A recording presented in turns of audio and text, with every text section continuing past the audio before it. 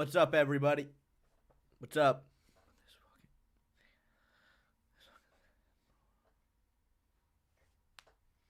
How is everyone doing?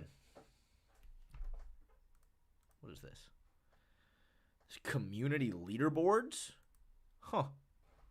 Hi, Goofball. Hi, Muay Thai Sam. Hi, Pink Cloud. Guys, look at this fucking... I got something like fucking growing on my chest, and it's looking all nasty. Look at this. I don't know what the fuck this thing is. I was afraid it was a staph infection, but I don't know.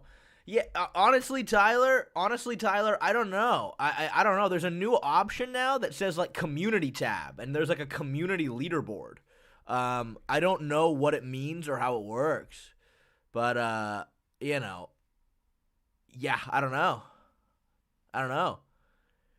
When's the buzz coming back, dude? I mean, look. I mean, it's not a full buzz cut. I've been a fan of yours for years. I never knew you were a Zionist sad face.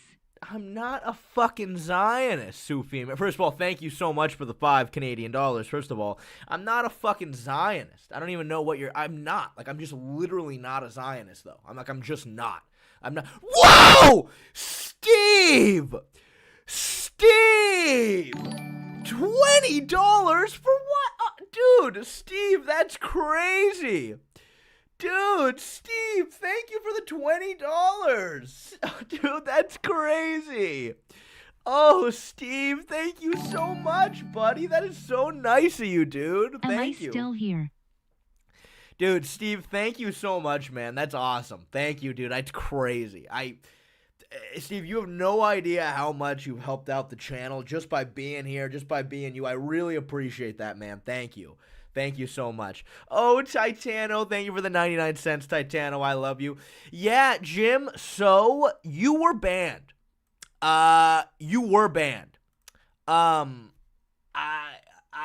Frankly, I think what happened was, Jim, doing some detective work,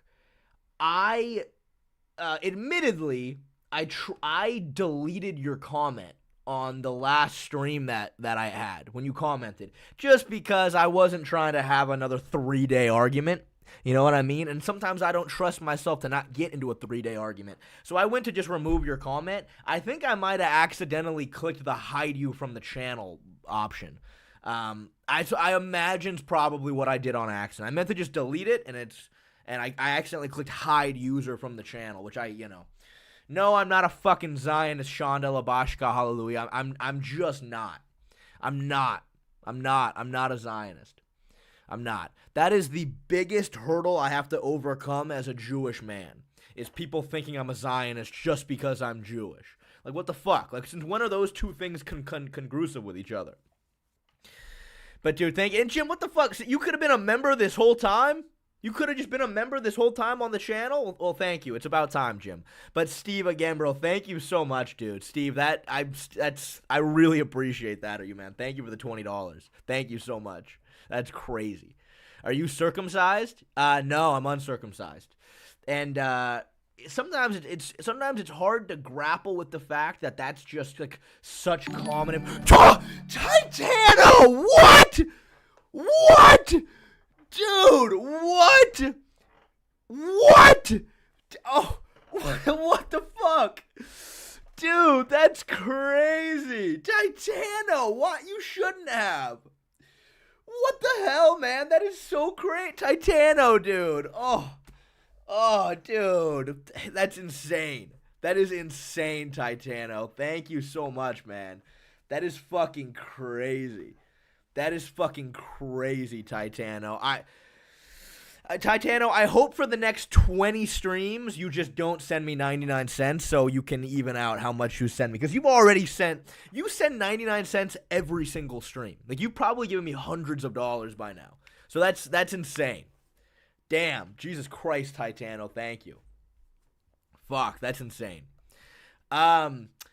But, so look, anyway, before we get too off the rails here, yeah, so today I wanted to do live viewer debates, and how I think is the best way to do that is if you want to debate me about literally anything you want, I do not care what your position is.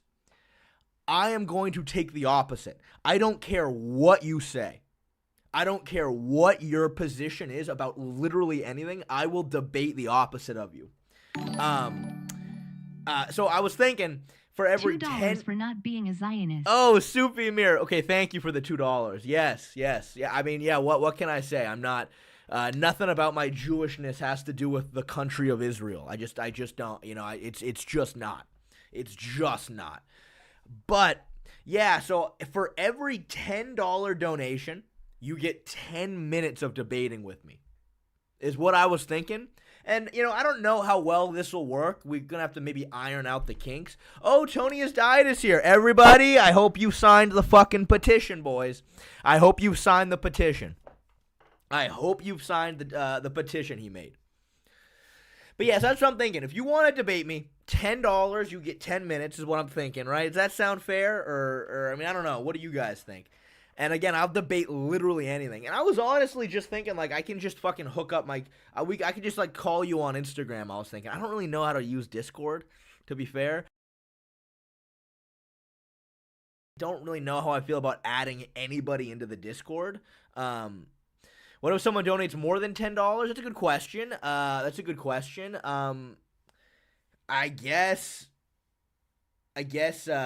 $0, 5 minutes? So Titan already has 20 minutes. I mean, look, I don't know. We'll cap it off at 15. If you send more than 10, you can get 15 minutes. But I don't know. Again, I don't know. This is my first time ever trying this, so I don't know how it's exactly going to work out. But we're just kind of testing out the kinks. Yeah, Tony Has Died. I don't know. YouTube has added a new thing called Community Leaderboard. Right now, Zach Lemon is in first place with 75 XP. I don't know what the fuck that means. You're in second place, Tony Has Died, with also 75 XP. Essentially, it says almost everybody has 75 XP. And then some people have 50. I don't know what the fuck that means. But some of you guys have a crown on your name.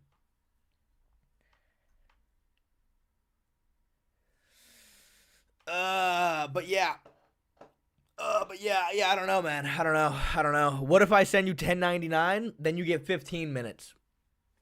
Yeah, I mean, I don't know. I can just, so like here's what I'm thinking, and I don't know how well this is gonna work out, but I can just, let's see. So if I go to scene 2 here, and then I go here, and then I go to settings, and then I go to system, and then I go to here we go, launch, and then I can fucking go here, I think we can do here.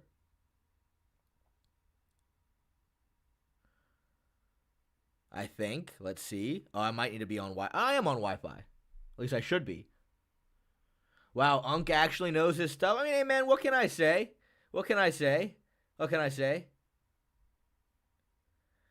Do I get a cut for the idea? Soccer Man, you know damn well you do not need a cut. I mean, if anybody here needs a cut, it certainly isn't you, but I guess. If this is that successful, maybe.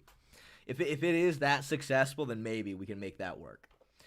But yeah, so now I think I can just, so now I think that if you guys just now follow me on Instagram, so basically here's what I'm thinking.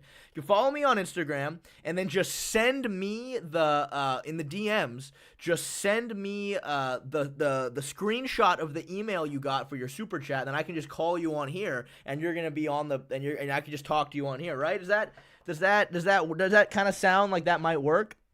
I don't know. But yeah, that's what I'm thinking. And again, like I said, I will literally debate the opposite of whatever your position is on literally anything. I don't care what it is. I will debate the opposite. I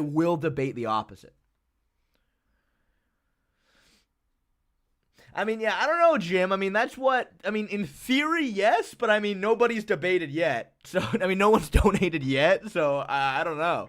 What if someone picks pro-Palestine? We can make that work. We can make that work. We can fucking make that work.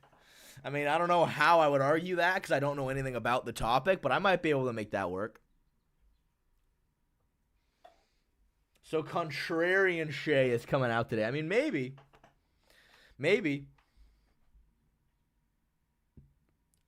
But yeah. So I mean, if you guys wanna fucking debate, let's do it. Bro, is he actually Jewish? I sure am. Oh, Sector MMA, thank you for the $2 Australian. Can you debate Bigfoot? Damn. You know what? To be fair, none of you want the smoke about Bigfoot. I can debate the fuck out of Bigfoot's existence, and I would destroy anybody on that debate. I would destroy anybody when it comes to Bigfoot. So yeah, we can definitely make that work. We can definitely make that work. Steve, dude, another $5, Steve, you shouldn't have. You literally just shouldn't have. So I just found out that not everyone's balls are on top. Why am I finding this out? My wee-wee is under my balls. Tell me that's not real. Tell me that's not real. I really hope that's not real. I really hope that's not real. I fucking hope that's not real. Steve, that's insane, man. I don't even know what to say to that. I don't know what to say to that. Fuck. Yeah, you should ask ChatGPT. Oh, James712, thank you for the £2. What if you have to defend Daniel Cormier? Don't give anybody any ideas. James, do not give anybody any fucking ideas, please. Do not, let's just not do that. Let's just not fucking do that. All right? Let's not do that. Oh, Weary Travels, thank you for the $2. Here's your shekels. Thank you. I really need those shekels. Thank you so much. I appreciate it. Thank you. You know what? Somebody, I don't care who it is. Let me just briefly get off of the Smart View real quick. I don't care who it is. I'm right now in my requests right now. Somebody just DM me right now, and we'll do a test run to make sure this works. I don't care who it is. I'm looking at my requests right now on my DMs. Just somebody reach out and let's test out if this works. I don't care who it is. I'm waiting.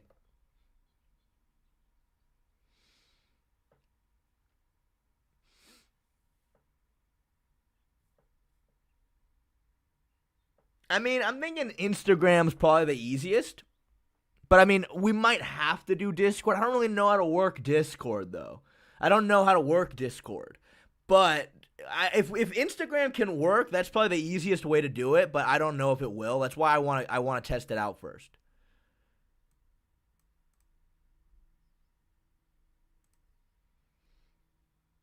Okay, I got somebody. All right. I got somebody. Sam Chapman. I'm about to debate Sam Chapman on something. All right, Sam, I'm going to call you right now, all right? Let's see if this works. So now I need a Smart View. Let's see if this works.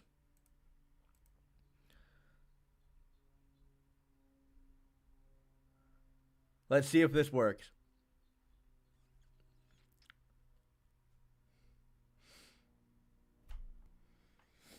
don't know if this is going to work well or not, but here we go. All right, Sam. Are you ready for this, bro? I'm going to call you. Oh, it's me right here. Okay, I got to hold my phone up now. Oh, well, look who it is. My first challenger. What up, Shay?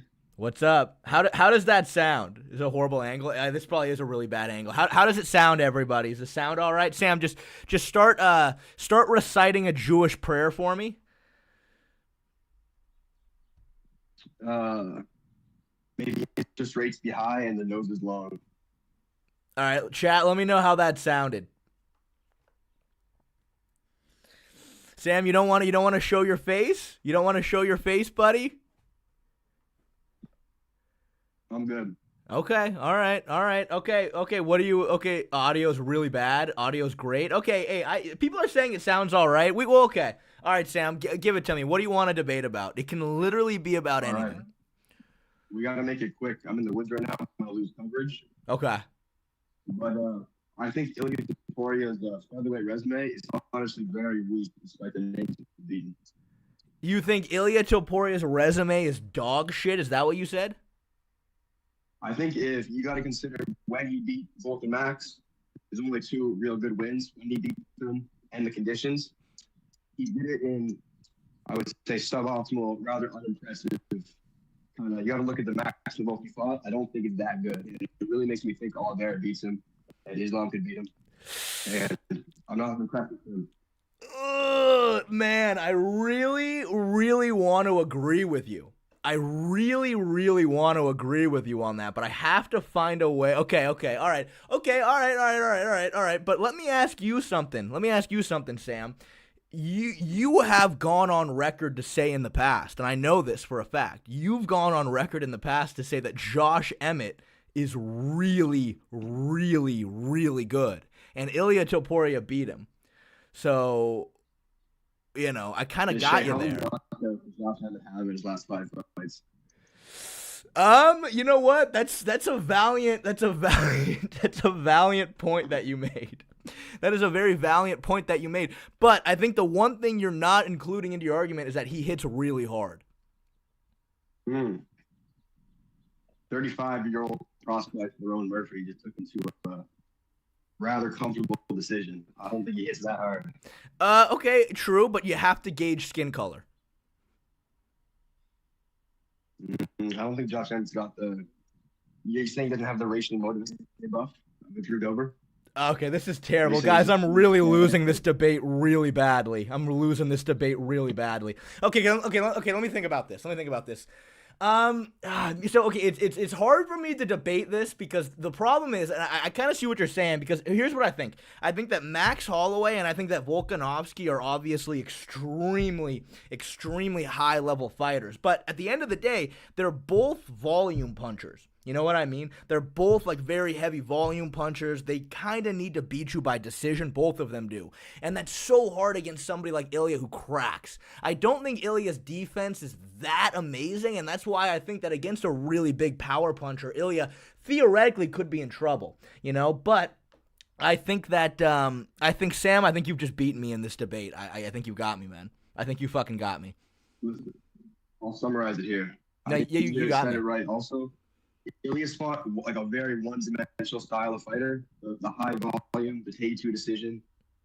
I think if he faces someone who can kick or who has any kind of submission game, he could be in real trouble.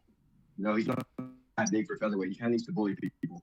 And he gets in there with big juicy Charles, big juicy Islam. He could be in some real trouble. I really respect the term juicy thrown in there. I really respect the term juicy. And you know what, Sam? You have beaten me in this debate. Thank you very much for being our first test run, Sam. I really appreciate it, buddy. Thank you. Thank you, Shay. All right, man. Take it easy. Thank you so much. All right, that was something. I mean, at the end of the day, that was just, I want to test it out. I wanted to test it out and see how that worked. Honestly, look, I will try a lot harder, but I just kind of wanted to test the waters. The audio, for me, I was having a hard time hearing him. Honestly, I was having a really difficult time hearing him. I think we're going to have to go Discord, huh? We're going to have to go Discord on this one. I think that's the only way we're going to make this work. Let me, do I have, let me see. Discord. Yeah, I mean, I don't know. Again, legitimately, I will. That was just a test run. I'll want to do it better, but I just wanted to kind of get a gauge of how the audio was. I was having trouble hearing him a little bit, so we're gonna have to switch to Discord. Let me just log in real quick, and we'll see. Log in. I think I've already have Discord downloaded. I think. Yeah, that's what I'm gonna do right now. I might need your guys' help with that, though. I'm gonna share the screen in a second once I'm done downloading. Audio was cheeks. Yeah, it wasn't great. Let's see. Download for Windows. All right, I'm downloading Discord on my computer right now.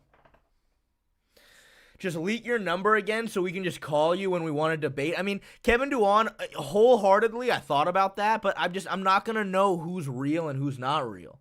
You know what I mean? I'm not going to know. Like, people are just going to be randomly calling me, and I'm not going to know if it's the actual person that donated or not, you know? All right, I hope downloading Discord doesn't ruin my... I think it should be all right.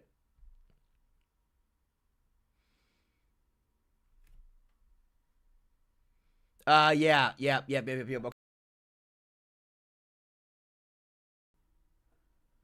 Dollars.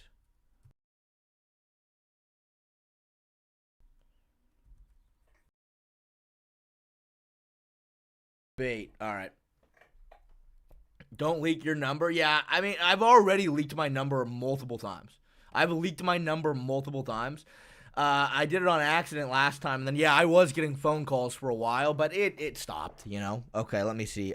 Email or phone number? I believe this is my email for Discord. .com. All right, and let's see. Password.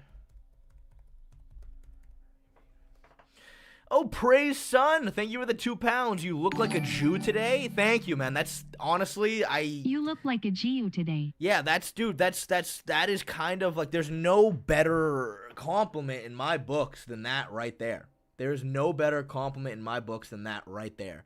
Let's see. Scan with the Discord mobile app to log in instantly. Let's do that.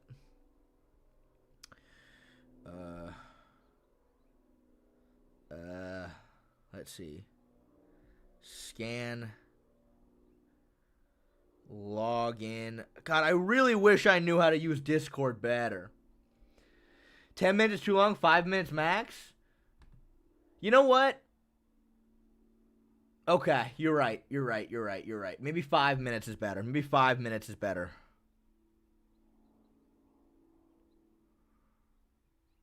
Oh, okay, that's my problem. I used the wrong email. Okay, cool. Okay. Can you guys help me? How do I what do I need to do? What do I need to do to add a new one? To add a new thing for this?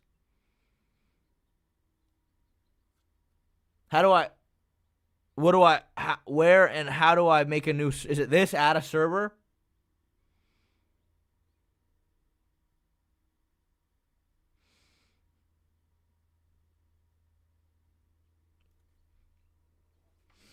Oh, Uncle Lenzo, ACF, thank you for the £2. Debating with the boys. Classic. XOXO. Thank you, Uncle Lenzo. I love the Cody Garbrandt reference. Love the Cody Garbrandt reference. Love it. Love the Cody Garbrandt reference, brother. No, just call them. You don't want everyone in the server? How? What do you mean call them? How do you do that?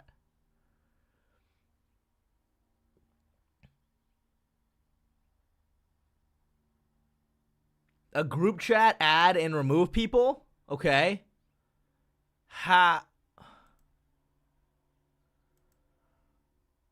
Just add them on Discord?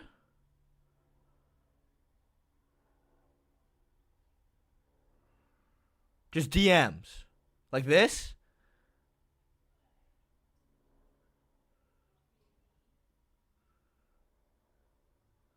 Bro, there's a call sign in the DM section? Okay. So I need to add the friend here, right? And then once they become my friend, I just call them? Like I click on the name and call them? Oh, Gaming Legend 6260, thank you for the $5, dude. Anthony Fluffy Hernandez will beat Hamzat when he is a plus 400, minus 500 underdog. Also, Jamal Hill will beat Khalil. Ian Gary will be the welterweight GOAT. Damn, Gaming Legend 6260. Though, I mean, that's interesting. You know what, dude? I actually can see a universe where, yeah, I could honestly see a universe where, yes, Fluffy does beat Hamzat. I think, obviously, that's the thing about Hamzat, though. We just don't know yet. Like, we need some more film study on him rounds 2, 3, 4, and 5. We need that. You know, we really, really need that. So, I think that's what we need to be certain about it. Ian Gary, I mean, maybe. I feel like no matter what, Shavkat's a really tough fight for Ian Gary, only because Shavkat just like outstruck him on the feet, outboxed him. Obviously Ian did well defending the clinch takedowns, but the clean double legs, it's a little different. You know what I mean? It's, you know, I don't know. It's a tough ask. It's a tough ask, but I can see a universe where you're right there, man. I can see a universe where you're right there. Okay, all right. So I think we're ready to go then. Okay, so who the fuck wants to debate? Let's do this shit. I'm ready. I'm ready. No, I think I got it. I think I'm just gonna add you as a friend, and then I'm just gonna click on your name and then call you. All right. So how much time do you guys think that we should do this for? Oh, Raheem Altaf. Thank you for the 2 pounds, man. Who's a better fighter, Ilya or Hamzat? I think Ilya's far more well-rounded. Obviously, Hamzat might be the best grappler the sport's ever seen. I think he might be the best grappler the sport's ever seen. But I think Ilya Topuria is also a very good grappler and a far more technical striker overall. But that's at the end of the day, though, that's just kind of the trade-off if you're a 185er compared to a 45er. Like, lighter man skills are a real thing. Okay, I like Tyler's idea. All right, $5 for a 5-minute, $5 for a 5-minute debate. All right.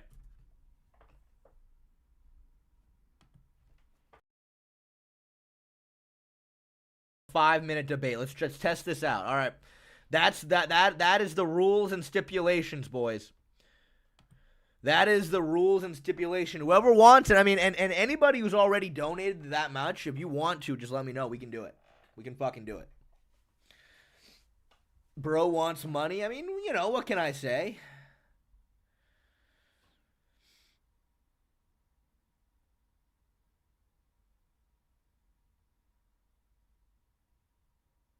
I'm going to get really fucking ugly in this debate. I'm going to get really fucking ugly. Like, I'm going to get really ugly. There's going to be a lot of name calling. I want every single debate to get really personal. That's what I want.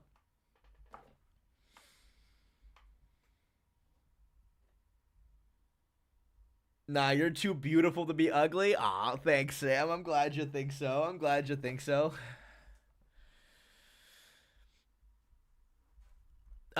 So how do I... Please post a list of topics or wacky debates. I mean, dude, like, it could literally be anything, man. Like, the sky's the limit. You have to understand. Like, the sky is literally the limit. It could be whatever you want. Like Mr. Vaughn, you're the one sending the $5. You know what I mean? Like, it's up to you, man. Literally anything and everything that you want. Like, the sky is the limit about this debate. And I'm sure I'm going to be getting, because of the position I'm holding, I'm going to be getting fucked up in a lot of these debates. What is your Discord? So you send the $5, and with the $5, give me your username, and I'll add you right now, and then I'll call you. But Shay is going to give up like he did? No, I'm not going to give up like he did. That was just a test.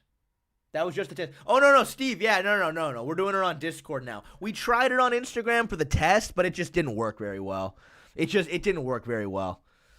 So, Steve, if you want to do it, what's your Discord username? I'll add you right now.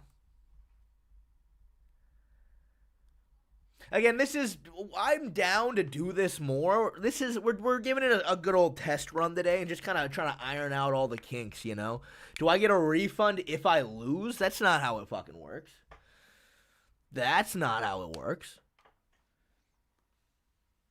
Thank you, 420 bits. I'm glad you like the haircut. Minimum Holloway did it for me. He did a good job. I like that. It wasn't as short as a buzz cut as he did last time, but...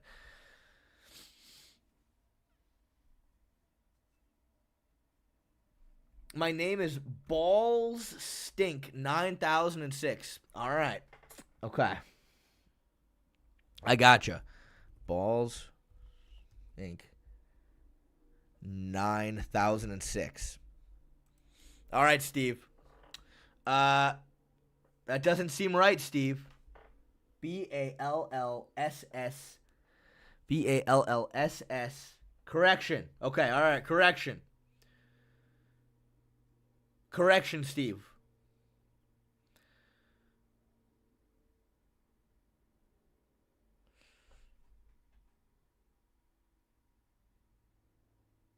Okay.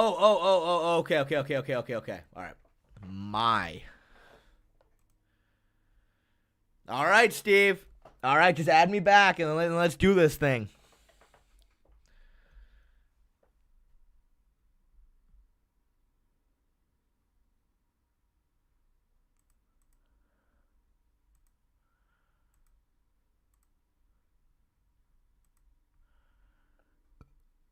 Oh, here we go. Okay, how do I... Okay. All right. Here we go. Oh, you guys ready? You guys ready for our first debate? I think what I'm going to need to do... Let's see. I think I need to delete this. Okay, and then I need to delete this. Now when I call... I should have my video set up. Yeah, there I am. Okay, well, that's not my right video, though.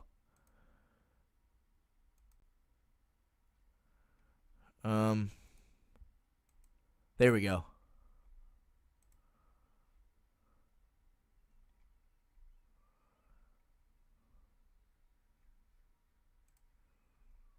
Oh, god damn it. God damn it, I accidentally closed Discord. Okay, no, we're back. Sorry.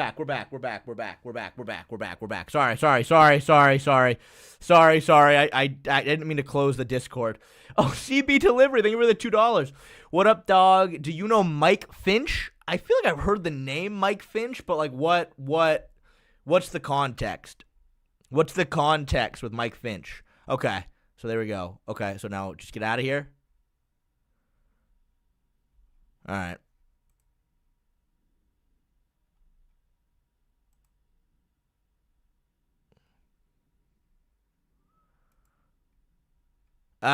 For some reason, all right, fuck it, we'll do this one. Fuck it, we'll do this angle. I don't really care. We'll do this angle.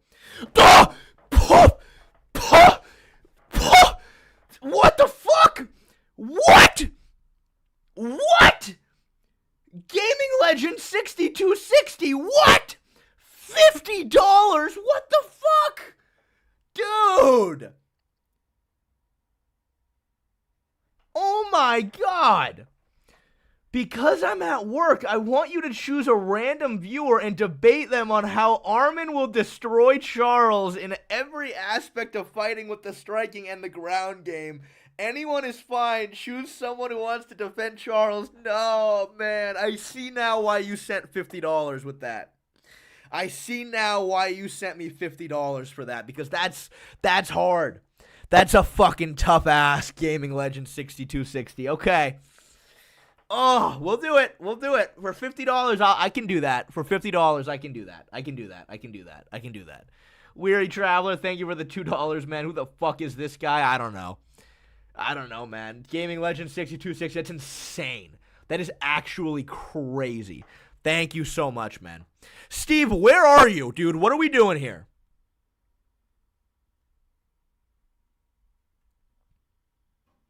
Steve? Are you here?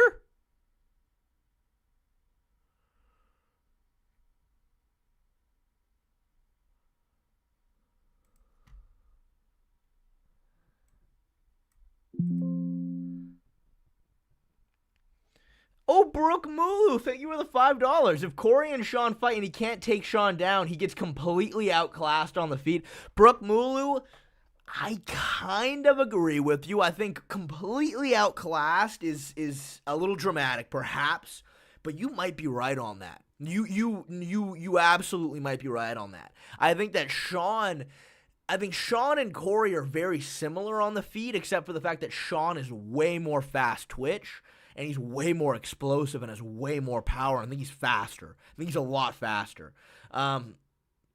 But yeah, it's an interesting question. It's a very interesting question. Unless Brooke Mulu, is that you? Well, that's not, like, you got to tell me. Is that you wanting to debate? Is that you wanting to debate me with that topic? Well, you got to send your Discord username.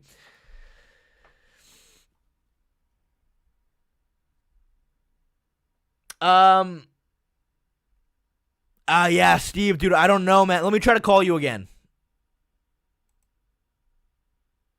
Steve?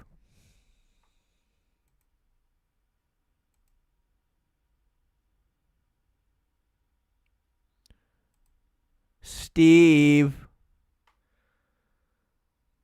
Steve, are you there?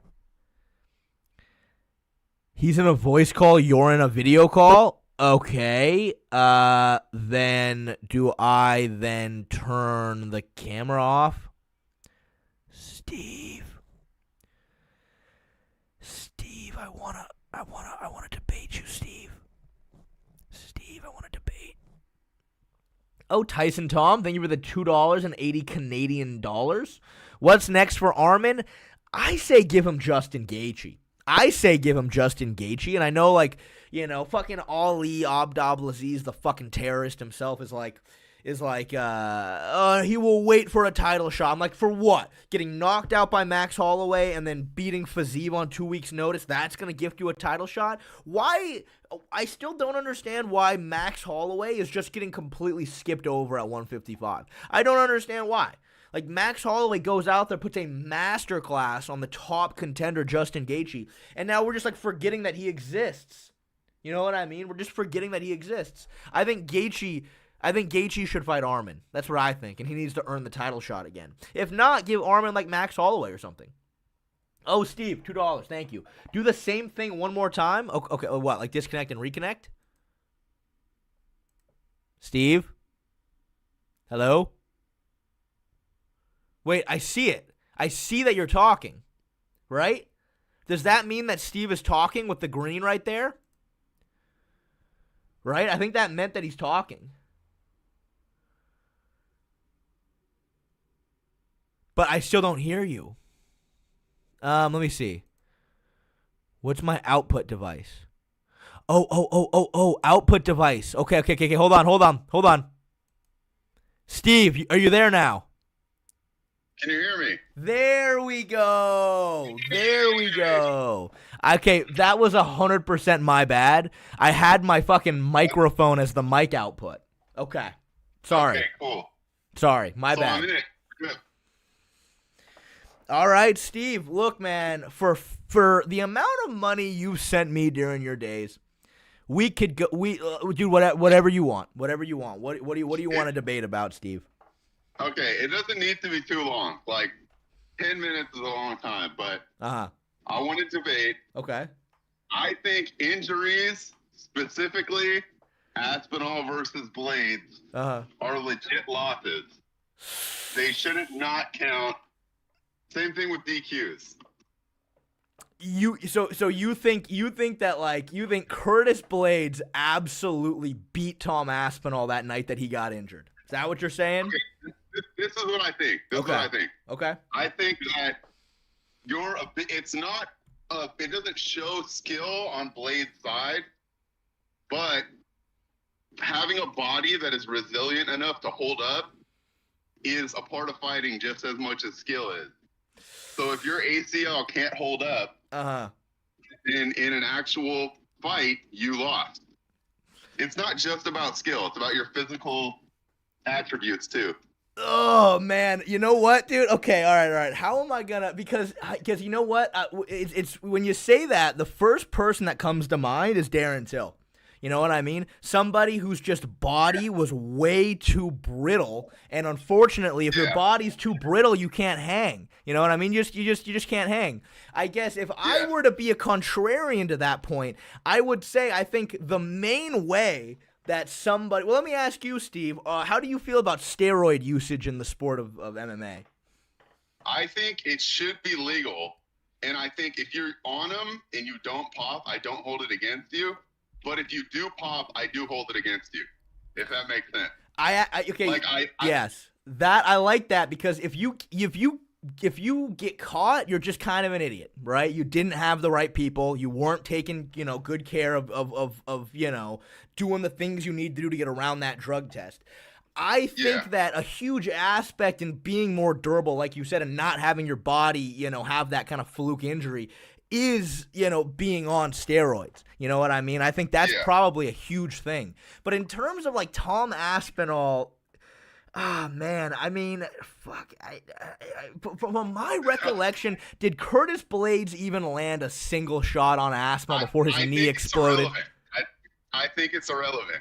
I don't think he did, but I don't think it matters because if two people are fighting, to me, it's not just a sport or whatever. It's supposed to be like a simulation of a fight or whatever. Like, so if two people are gonna fight in real life, it's modern day like, gladiators.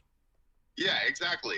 Two go in, only one leaves, and unfortunately, if you fucking twisted your ankle walking in, that's on you. Exactly. That's on you. So it's like, if somebody has a weak chin, we're not like, oh, his chin gave out. Like that doesn't count. Like same thing with your ACL. I feel like it should be.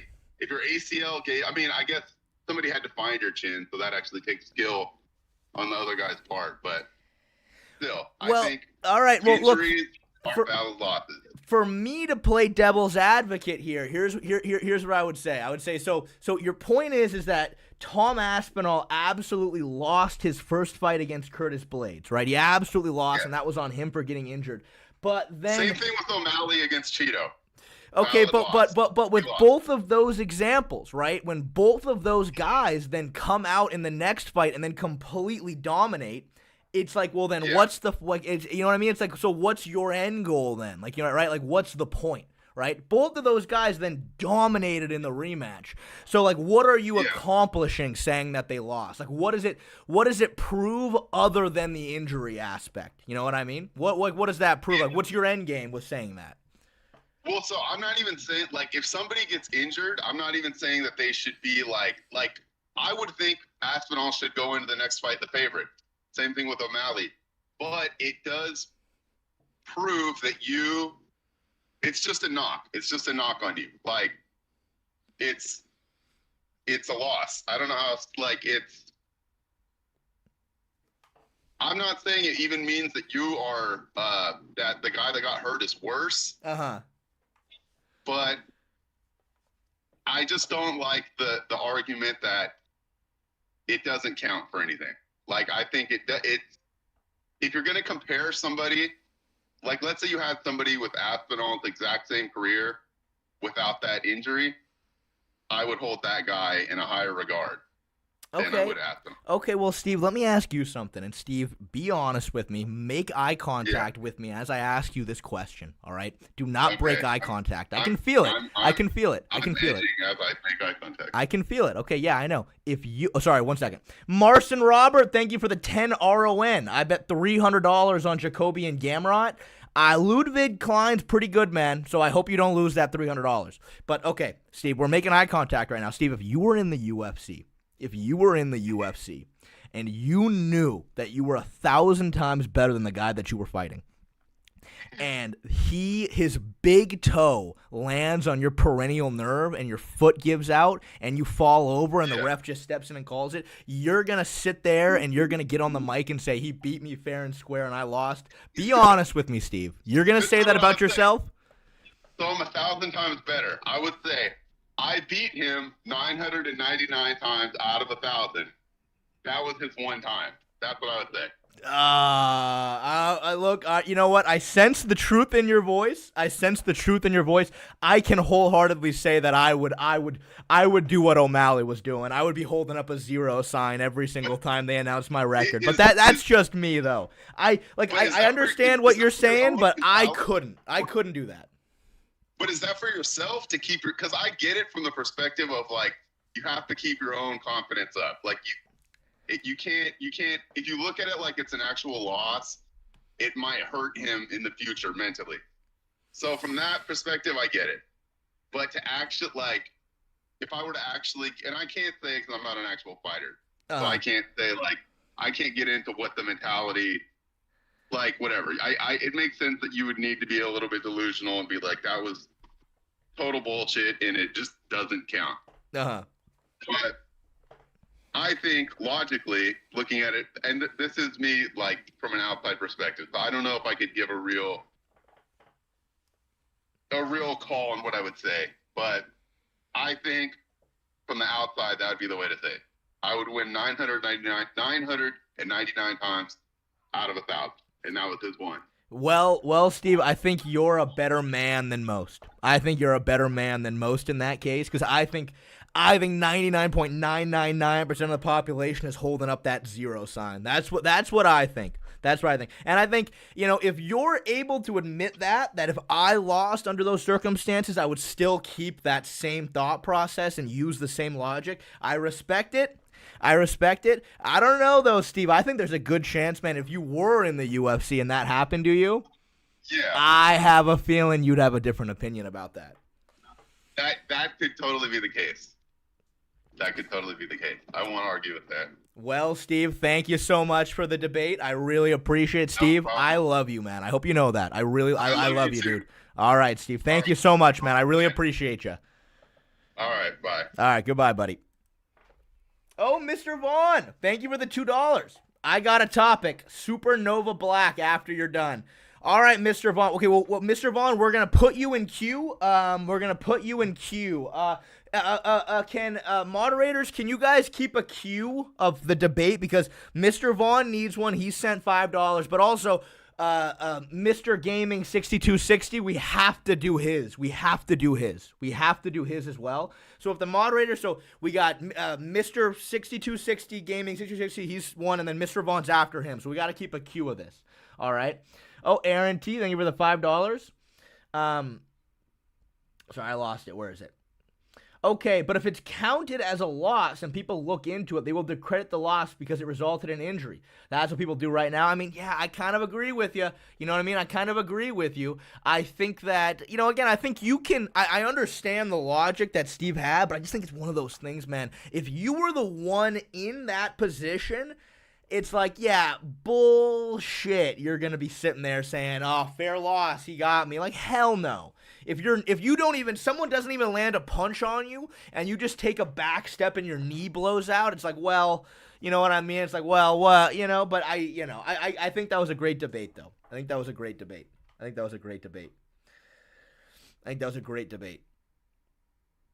Oh, sorry, Brooke Mulu next. Okay, all right, sorry. Tyler's got the cue. Okay, so Brooke Mulu is next. Then we have to do Master 6260s. Okay. All right. Okay, let's do a poll. Who won? Let's see. Me or Steve?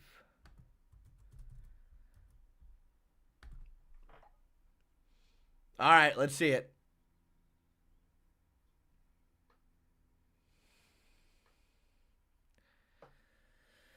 What? Oh, dude, it's tight. It's tight. I'm winning by just a small. Oh, now Steve's winning. Now I'm winning. This shit's neck and neck. Oh, Marson Robert, thank you for the $10 for the 10 RON. Charles will shock the world. I fucking hope so, man. I really fucking hope so. All right, I'm winning at 52%. I'm ending the poll. Okay, I won. Thank you, everybody. I won. Thank you. Oh, man, victory. Sweet victory by 51. All right, okay. What's Brooke Mulu's Discord? Yeah, that was a close poll. It's going to be hard for me having to take, it's going to be really difficult for me having to constantly be the contrarian here, but I think I got this. All right, someone, Brooke Mulu, what is it? I need Brooke Mulu's Discord if we're going to do this.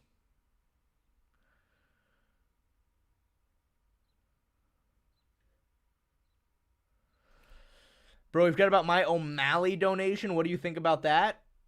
All right, Tyler, thank you. I appreciate it. Let's see. Marson Roberts, you asked about O'Malley somewhere. Let me see.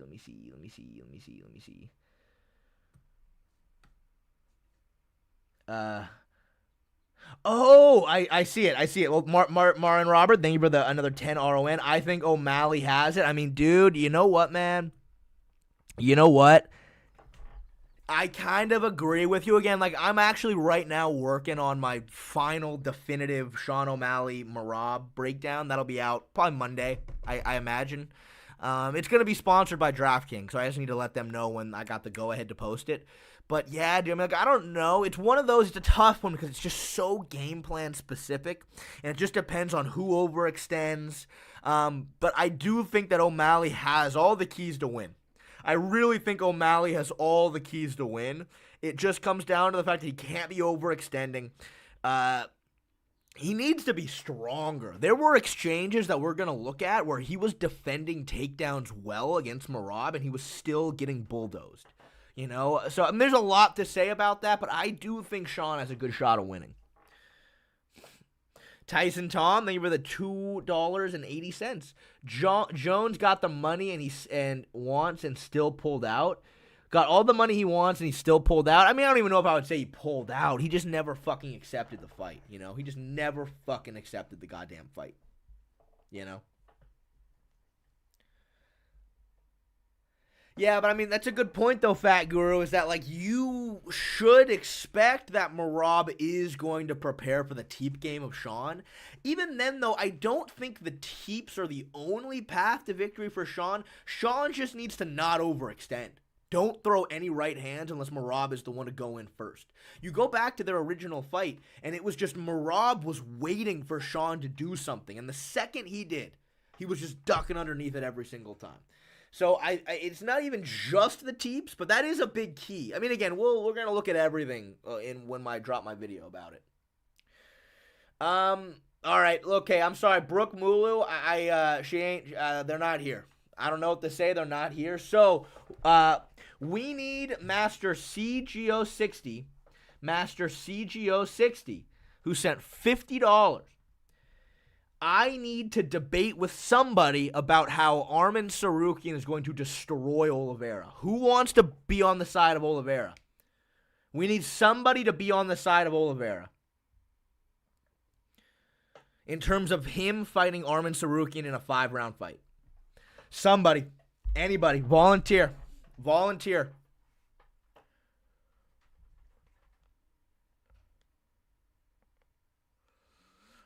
All right, Goofball, you're up, buddy. Goofball, you're up. Send me your Discord username. Goofball, send the Discord username. You're up.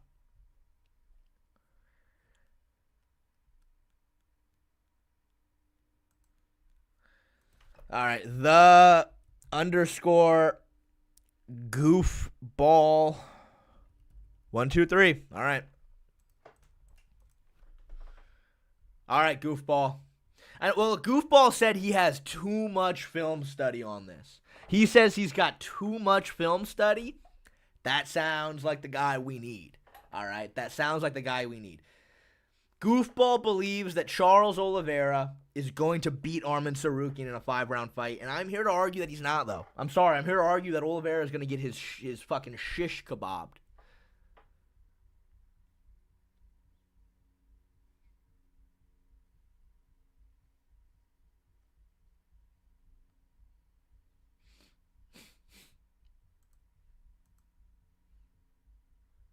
All right, Goofball, where are you? Oh, here you are. All right.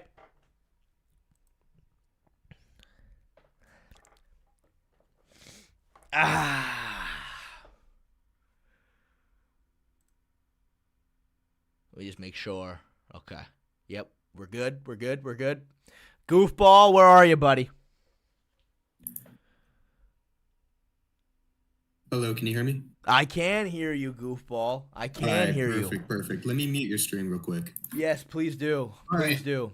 So, Goofball, Okay, so- it's come to my attention that for some fucking bizarre reason, you believe that Charles Oliveira beats Arman Tsarukyan. You understand that kind of opinion is enough to get you thrown into a mental hospital, right? I do understand that, but you know what? I'll do you one better. I don't only think that he's going to beat Arman in a 5-round fight. I think that he will destroy him in every aspect of mixed martial arts. Oh, I gotta hear this. I've gotta hear this. All right, let's hear it. Okay, so obviously we know that Oliveira's wrestling game has evolved from the first Arman fight. Wrong! And it's Wrong! Hold on. No, sorry, I'm kidding. I'm kidding. I'm completely kidding. I'm completely kidding. All right, it's not. It's not just that his skills have evolved, but it's his game planning has evolved.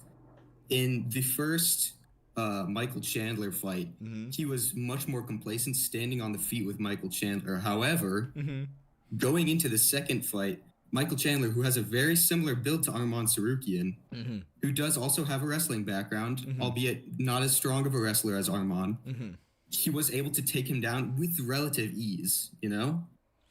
He has shown that he has very, very high-level chain wrestling, and the submission threat where he's able to mix in his jiu-jitsu to use transitions, like, for example, when he had Dustin Poirier in the omoplata and he forced him to roll to his back, he's able to use transitions like that to put Arman Sarukian in unfavorable positions.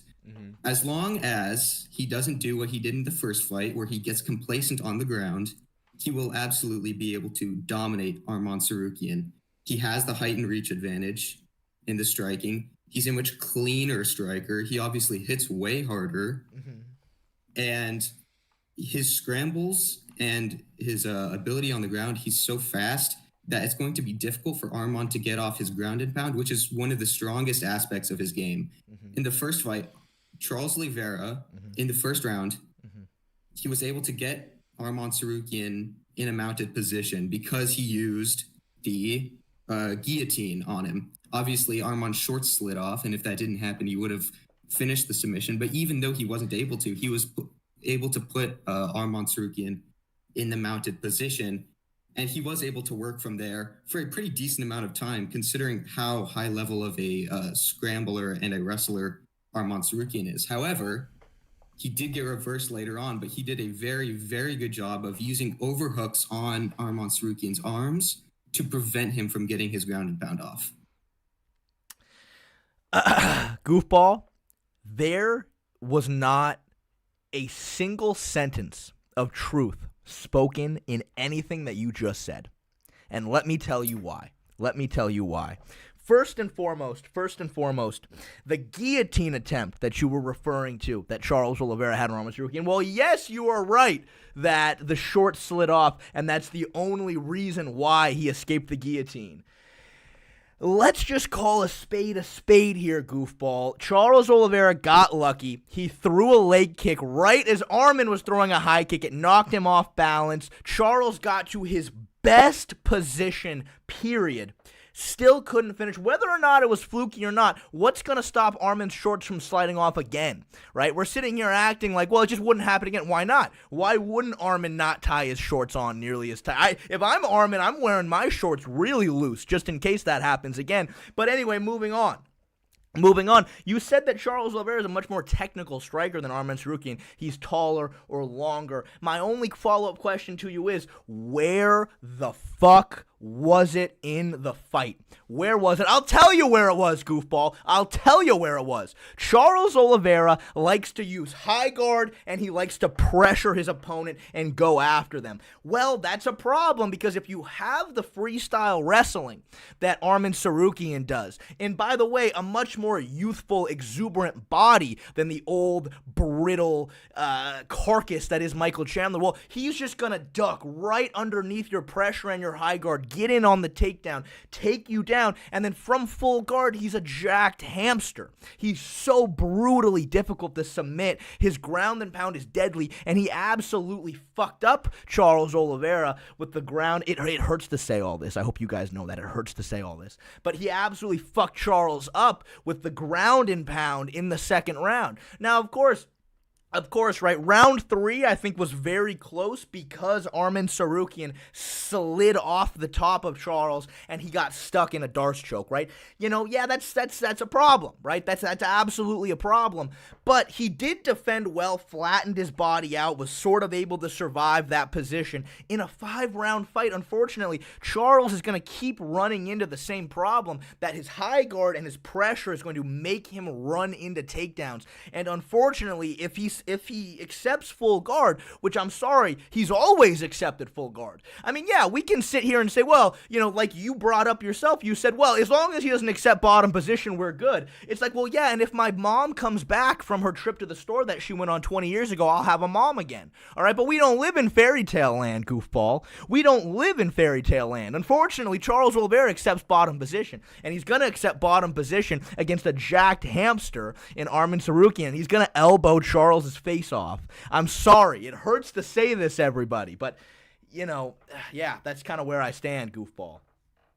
Okay, so I don't know how much time we have left, but I do have a couple issues with some of your points. First of all, you said that, obviously, if Arman's shorts don't slide off, then it wouldn't happen again, but what's to stop that from happening again? Well, I'll tell you, maybe they do slide off, but because Charles Oliveira has been in that position before, he knows that, maybe Arman isn't tying them very tight.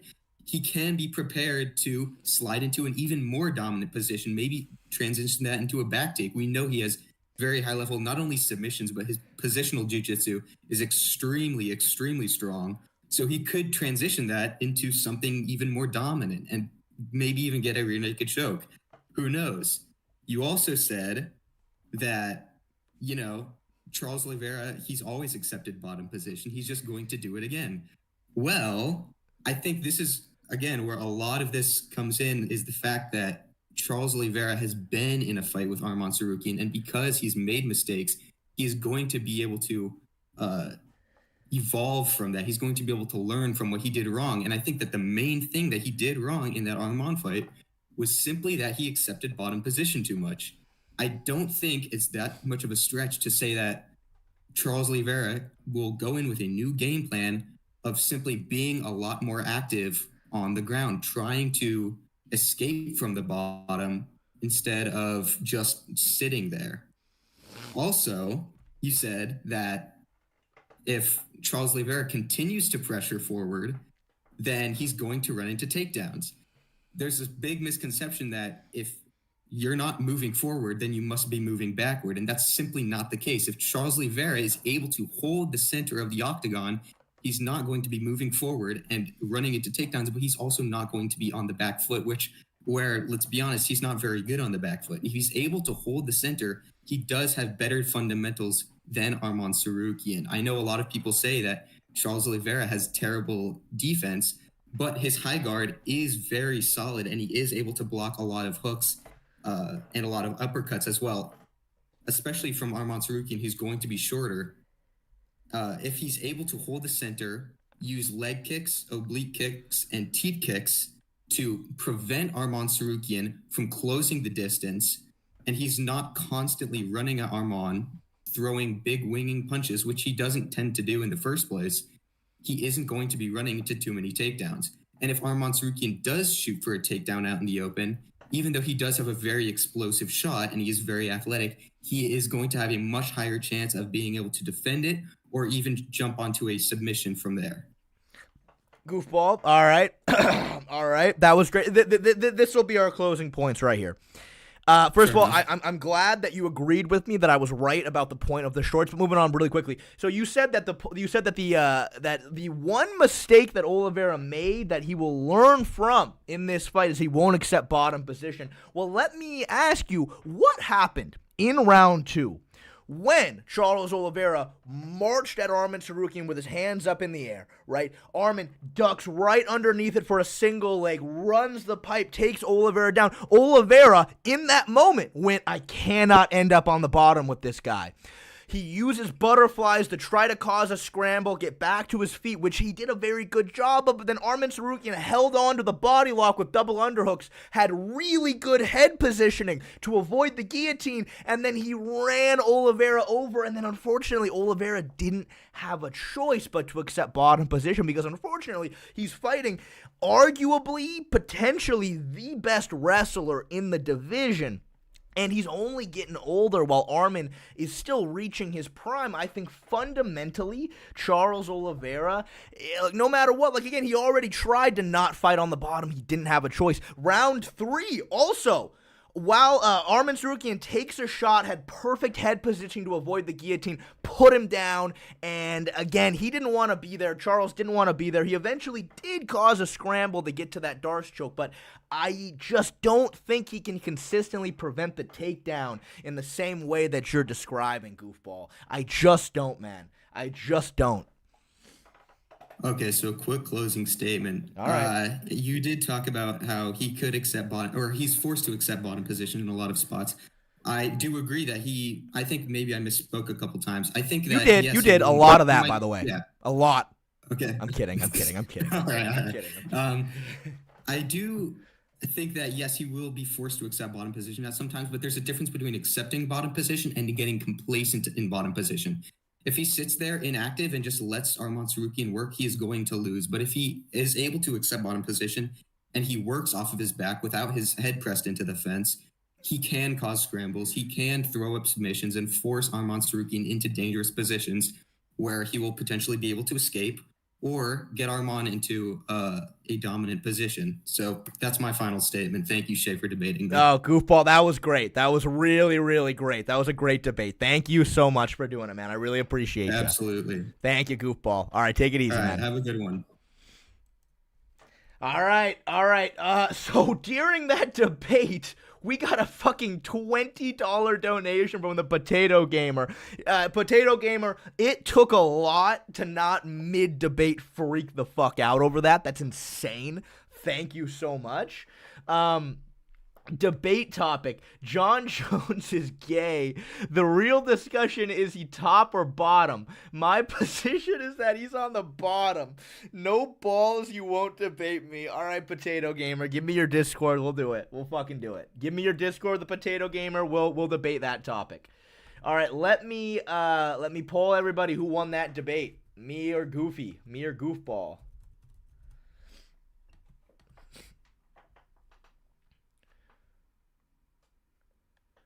All right, who do you guys think won?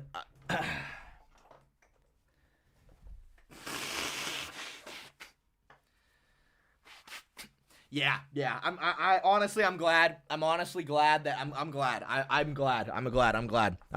At the end of the day, man, I need Oliveira to win over me winning. I agree, man. I agree. Jesus, Jose Hess, thank you for the $10, dude. That's crazy. Thank you so much, man. Dude, I really appreciate the $10. That helps me out so much, dude. Thank you so much. Thank you. I really, really appreciate that, Jose. Do you actually believe what you said or just playing devil's advocate? Well, I mean, obviously, I'm playing devil's advocate, obviously. But it's not like there wasn't any truth in what I was saying. But, like, of course, I was just purposefully leaving out anything that Oliveira could theoretically do to then win that fight. You know what I mean? Like, honestly, I think that Oliveira should be the one shooting takedowns on Arman, trying to cause scramble. You know what I mean? Obviously. But I'm just leaving all of that out and only bringing up points that favor Arman, obviously. No, this is Patrick, 4,900 for the next debate. Tyler, is that the guy? Is that Jon Jones? Is that the Jon Jones debate? For the next debate, but what debate was that, Tyler, if you don't mind me asking? No. Yes, okay, all right. Not, oh God, this is such a convoluted name. Not his, is Patrick? Hold on.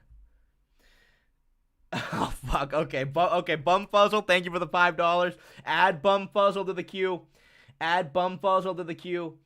Tyler, do you have Mr. Vaughn in the queue? Oh, it's no, this is Patrick. Oh, okay. That's way easier. No, this is Patrick, 4,900. All right. No, this is Patrick.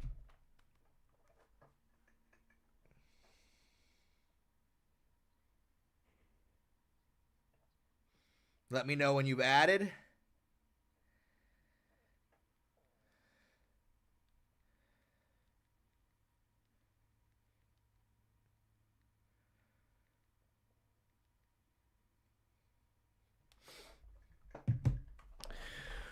All right, here we go. Here we go. All right, are you guys ready to debate about Jon Jones and whether or not he likes to be on the bottom or the top? Here we go. Well, look who it is. It's No, this is Patrick. Che, I'm here to argue. We all know Jon Jones is really, really, really gay. He is. Really, really gay. He's really gay. He's very gay. That we can agree on. But he's a bottom.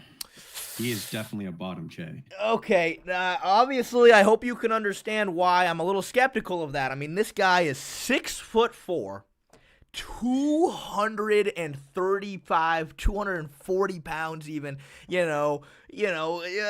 One might be able to say he's the heavyweight champion of the world. Like, I'd understand why you would disagree with that, obviously. But, like, look, why does that, you know what I mean? Like, on paper, he should be a top, right? On paper, he should be the one doing the pounding. He's right? tired, Che.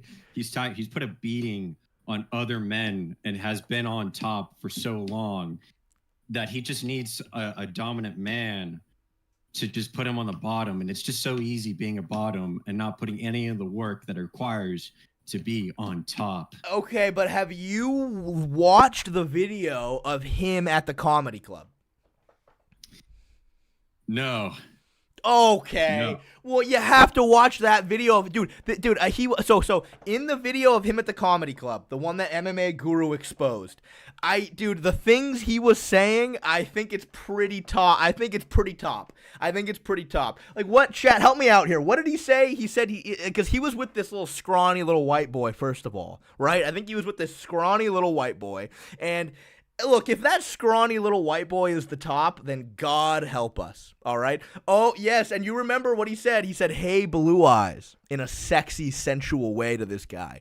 But he said it in a way that was very, like, caring and very nurturing. Yes, he also said, "I'm with my cutie," he said. And look, I hear you. But, like, I think look, dude, I don't know, man. I feel like the way Jon was talking about his little scrawny companion, I think Jon is the one doing the pounding. Like, that's just all. I mean, I don't know what else to say. No, Che. If he was the powerful top that you say he is, then he would not have been running away from Tom Aspinall, because a real daddy shows who the real daddy is. And if Jon Jones was a real daddy, he would have been like, "Damn, I'm gonna make Tom Jones my little bitch bottom." Okay. But no, Che, he's afraid. He's tired. Okay. He's gonna be like, I don't want to do this anymore. I'm living my best life. I need someone to take charge for me. Okay. All right, that's okay. Look, that's a valiant point, but let me bring in an alternate theory. What if Dana White is Jon's bottom? And it's for that reason that it's not actually Jon running away from Tom. It's Dana is protecting his daddy. I mean, you know how Dana White's been talking about Jon Jones, man. You know how he's been talking. We know there's something fishy going on there. I think Jon is sodomizing Dana White on a regular basis, and I think it's for that reason that he defends Jon Jones so hard, and it's the only reason why that fight hasn't been made yet. I don't know if there's a rebuttal to that, man. I think that's just game over. I'll make another theory for you, Che. I'll make another theory for you. Okay. The only reason why Jon is on top for Dana is because Dana doesn't have the diverse skill set to be a good top player. And if he was, then he would have been on top on Jon's, hitting that all day and all night. Okay, hold on real quick. This is Patrick. Can you describe to me what skills you're referring to that you need about when it comes to being on top with another man? It's good positional. All right, it's good positional awareness and the draw, and not even just positional awareness. It's the motivation, the drive to be like, I ain't taking it. I'm gonna be the one giving it. That's the daddy mentality. That you never accept being the bottom, that you're always the strong one, the strong daddy. And Dana doesn't have the mental the mindset. He doesn't have the diverse skill set to be on top. So that's why he has to accept being on bottom with Jon Jones, because Jon Jones has the diverse skill set to do so. but he just doesn't have the mindset to do it with anyone else, especially with Tom Aspinall. You know In what? fact, if he was a real man, he would have just accepted being bottom with Tom Aspinall, but no fucking way. He's being a little bitch and not accepting what he truly is tired of. Okay, but what if they're switch? What if it Like just depends Switch, on the day? What if it just depends on the day? What if Dana is sometimes on the bottom and John sometimes on top or the bottom? What the fuck is it? Diversity or some shit. Yeah. Spice of life or some shit. Yes, exactly. They can switch. You know what I mean? They can switch. They can take turns. Right? Is that crazy to believe? Yeah, but even then, just because you take turns on something that you're not really proficient in, doesn't mean you're the best at the world at it. Oh, okay. Patrick, I think you got me. I think you fucking got me on that one. I think you just beat me in this debate, man. I think you just beat me in this debate. I'm sorry, I think it's a good fucking I'm sorry, point. Che. You don't have that 200 IQ like I do in the autisms. Okay, that was a very good point. Look, man, and look. Even then, you got to look at your profile, your Discord profile pic. It's the basic vanilla Discord. Well, on my screen, it's Patrick. It's like a Walter Patrick for Breaker Back. Yeah, I see that. Yeah, no, it's very good. It's very nice. You've got me beat there as well. All right, Patrick, dude, that was incredible, dude. Yeah, you got me. Thank you so much for the debate, man. That was great. That was fantastic, man. We all know who the real daddy is. Thank you so much, Patrick. I'll talk to you later, buddy. All right.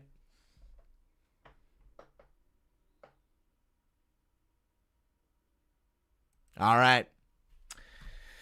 Whew, man, that fuck, dude. That was certainly something. All right, let's start a poll to see who won that. Me or Patrick. I think I made some valiant points, but at a certain point I was just like, I think he's got what else do I say to this? All right, thank you, Tyler. Tyler deserves a raise.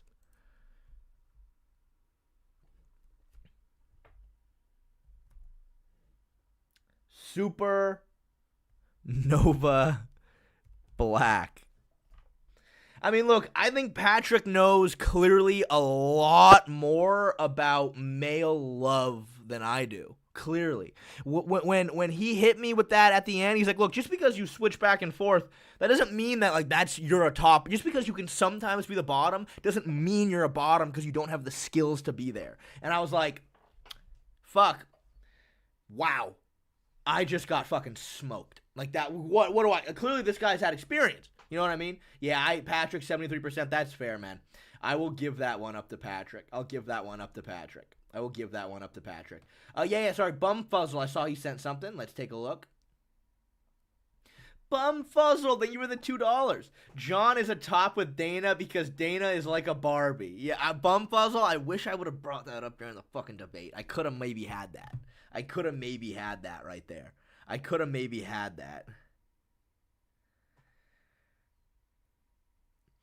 Jackson just sent me a parlay he has.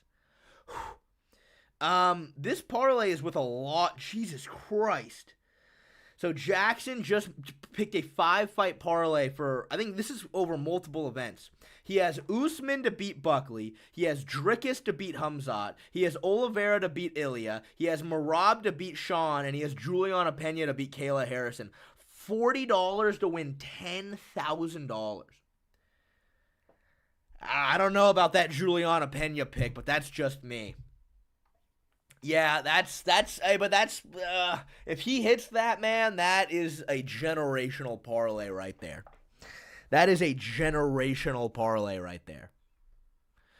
All right. I don't think they're on yet.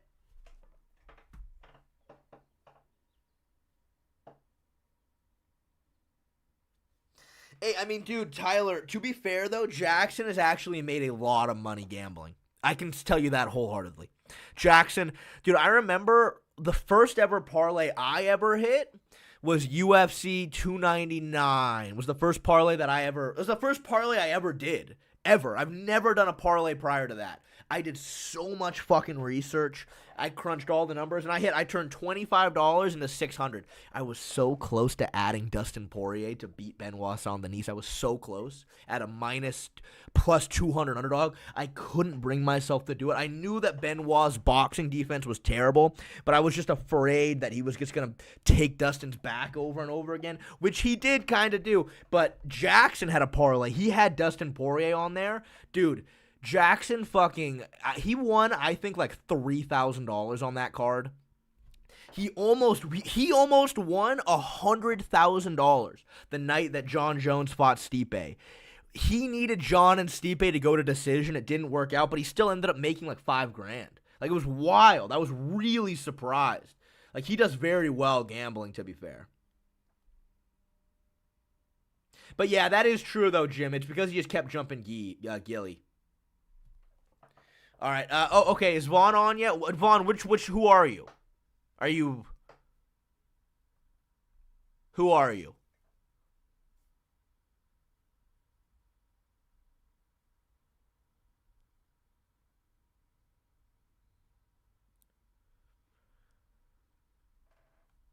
Vaughn says he's online. I don't know which one you are. Supernova Black? Oh, there you are. Okay. Okay. Here we go.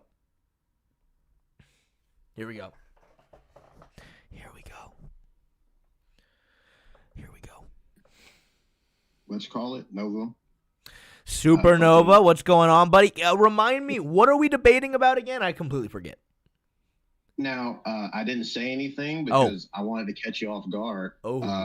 You actually did this topic kind of with me earlier, and you just kind of left. It was about Charles and him being a better striker than, I don't know if it's Justin or Dustin. It was on your tier list, and you had him in the same tier, even though I was telling you, I was like, yeah, he gets dropped all the time by those guys. Like, he's not really consistently hanging with those guys. Okay. All right. So your position is that Charles Oliveira is not as good of a striker as Dustin Poirier or Justin Gaethje. And I kind of even sort of forget about this. But in my striking tier list, I had him in the same tier as those two guys. Yeah. All right. I trying to explain to you. I tried to tell you that it were clearly being, manipulated by your love for Charles, but, and how strong the top he is. But, I see how you deal with that. Go ahead. Okay, well, let me ask you this right now. Just starting off with the easy one to get this out of the way. Justin Gaethje, right? Mm-hmm. He did drop Oliveira. I think, though, that one could make the argument that Oliveira purposefully went to his back off some of those strikes because obviously he wanted Justin Gaethje to go down with him. He wanted Justin Gaethje to go to the ground. I mean, he pulled guard against Justin Gaethje. Remember that. He wanted that. But my second thing to say, my last and second thing to say is, man, how did that fight? I mean, look, Justin Gaethje was very honest about the fact that the first punch Oliveira threw hurt him. He was saying, he's like, Oliveira hurt me, and he hurt me often. And at the very end, first round one, and may I say, by the way, Oliveira, that Muay Thai guard, blocking every single calf kick, fucking cracks Justin Gaethje with a straight right hand. Justin Gaethje says that his tongue went numb. He then gets finished. So, I mean, I don't know. What's the argument there in that fight specifically that Oliveira did not get the better of him? I didn't need specifically that fight. Real quick question before I go to that. Is Islam a better striker than Dustin Poirier? Answer me honestly. I'm going to say yes. I'm going to say he's a better striker, yes. Islam is a better striker than Dustin Poirier. I think all around striking, yes, I think he's better.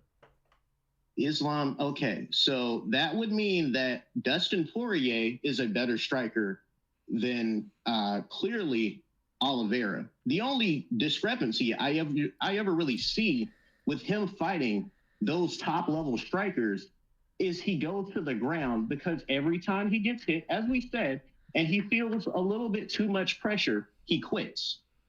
And I don't know if you've ever seen a boxing match or a kickboxing match. If I were to sit on my ass in the middle of a kickboxing match because that guy hit me a little too hard and I couldn't quite, get my game going, they're going to call the fight. They said I quit, okay? Yeah. So even if we want to give him the dignity of saying that, oh, he dropped to his ass because he didn't really get hurt. He didn't actually feel like he was doing quite what he wanted to do. And why is that? Because he was losing in the stand-up. He didn't feel comfortable. If he felt comfortable, he would have kept standing, which means by even his own admission, the fight standing up was getting a little too hard for him. And he did not want to be in that position anymore. So even self-admittedly, he doesn't believe he's a better striker than any of those guys since he immediately sat down at the first sign of trouble. And if you have to rely, one, on your ground game, two, also, there's obviously the threat of the takedown. He has that. That's going to slow down a striker, especially someone who's not known for having as good of a bottom game, who knows as soon as the fight gets down that they're going to be that it's over. Obviously. So I'm trying to figure out, at what point do you believe he's a better striker than any of those people? Yeah, he's hurt them. He hits really hard. He's got long limbs. He can hit people. You don't have to be a world apart from somebody to land a hit. I'm pretty sure literal fitness influencers have landed strikes on MMA fighters in sparring matches. They are nowhere near as good as them. He's just closer. I just think he's a tier below. I don't think he's bad. I don't even think he's so much noticeably worse. I think he's literally just one tier below. Okay, well, I think that there's a few things that you said that I might take some issue with. Supernova, if that is your real name. So you brought up the fact that in a kickboxing match, if you got hit and then you fell to the ground, they would say that that's you losing the fight because you fell in a kickboxing match. No, sat down. Yeah, okay. He sat down. Yes. It's an entire different thing. If you get knocked down in a kickboxing fight and you get up immediately and you try to keep going, they're going to let you go. If you are up against the fence and you start to wilt and you drop to your ass, you quit. Yeah. Oh, yeah. So you said that in a kickboxing fight, if you get hit and then you choose to sit down, that's not good. That's considered quitting, and they usually flag it off. Yeah, no. You know what? I'll tell you what. In a kickboxing match, if I get hit and I choose to sit down, you know what? As crazy as this might sound, no, I actually agree with you. Very valiant point. However, I think that's completely and utterly irrelevant to a mixed martial arts competition. I just don't think that is something you can say. I think that. I said striking. Well, you said in a kickboxing. You said in a kickboxing or a boxing fight. I said striking. I said striking specifically, only striking. Well, what you said was that I don't. Hold on, Supernova. What you said is that I don't know. You said I don't know if you've ever watched a boxing or a kickboxing match. That's what you said. I don't know if you ever watched any of those, Shay. But if I were to get hit and then I were to sit down, that's me saying I quit. And I would say that, but that's why in MMA, that just doesn't mean anything. It doesn't mean anything in MMA. But again, I think that Charles Oliveira knew where his advantages were against Justin Gaethje in particular, and I think he knew that Justin Gaethje's a baby on the ground, and therefore he was trying to take the fight to the ground. But obviously, Justin Gaethje, being very smart, was trying to avoid that. When Oliveira would sit down to try to take the fight to where he had an advantage, Gaethje didn't want it. Gaethje said, "No, stand back up." So then Oliveira then got up and then knocked you said sometimes maybe an influencer can even land a couple of punches on an MMA fighter that they're not as good as. Well, Charles Oliveira hurt him 3 times and rocked him with a shot that Gaethje said he's never been hit that hard in his life with. So I think that comparison doesn't quite work in this case. But, you bring up Dustin Poirier, and I think that specifically when we look at Dustin Poirier, I think that obviously Dustin Poirier is a far more talented boxer than Charles Oliveira.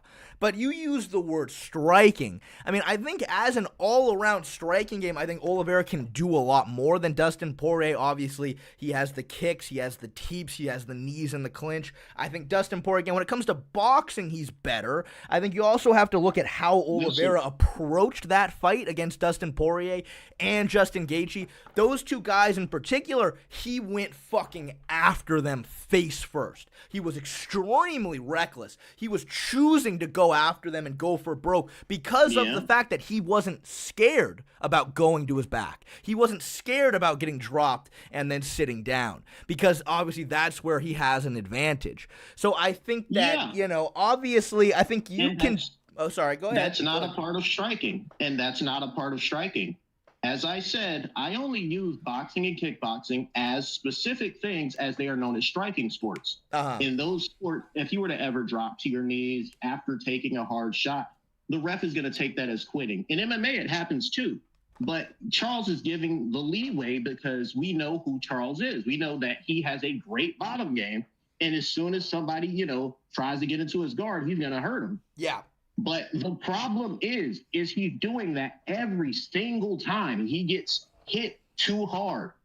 He literally does not have the capability to tell us how hard Justin Gaethje was hitting or how hard Dustin Poirier was hitting. He can't tell us this guy was hitting harder than I've ever been hit before. One of them had to. He's never admitted it. Probably because he just doesn't want that information out there. No, he actually he has. He said that Dustin Poirier hit the hardest. Okay, fair enough. He did say and that. Also, another thing, okay, that's fine.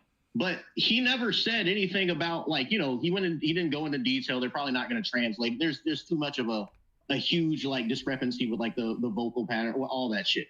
More or less, he's not going to go into detail talking about, basically glazing, because one, he won the fight. It doesn't really matter to him that much. He's a grappler first. That's where he's known as. And secondly, he's literally relying on his grappling in his striking. Now, I'm saying that if we removed grappling at all from the scenario, if this is only striking, he's not winning.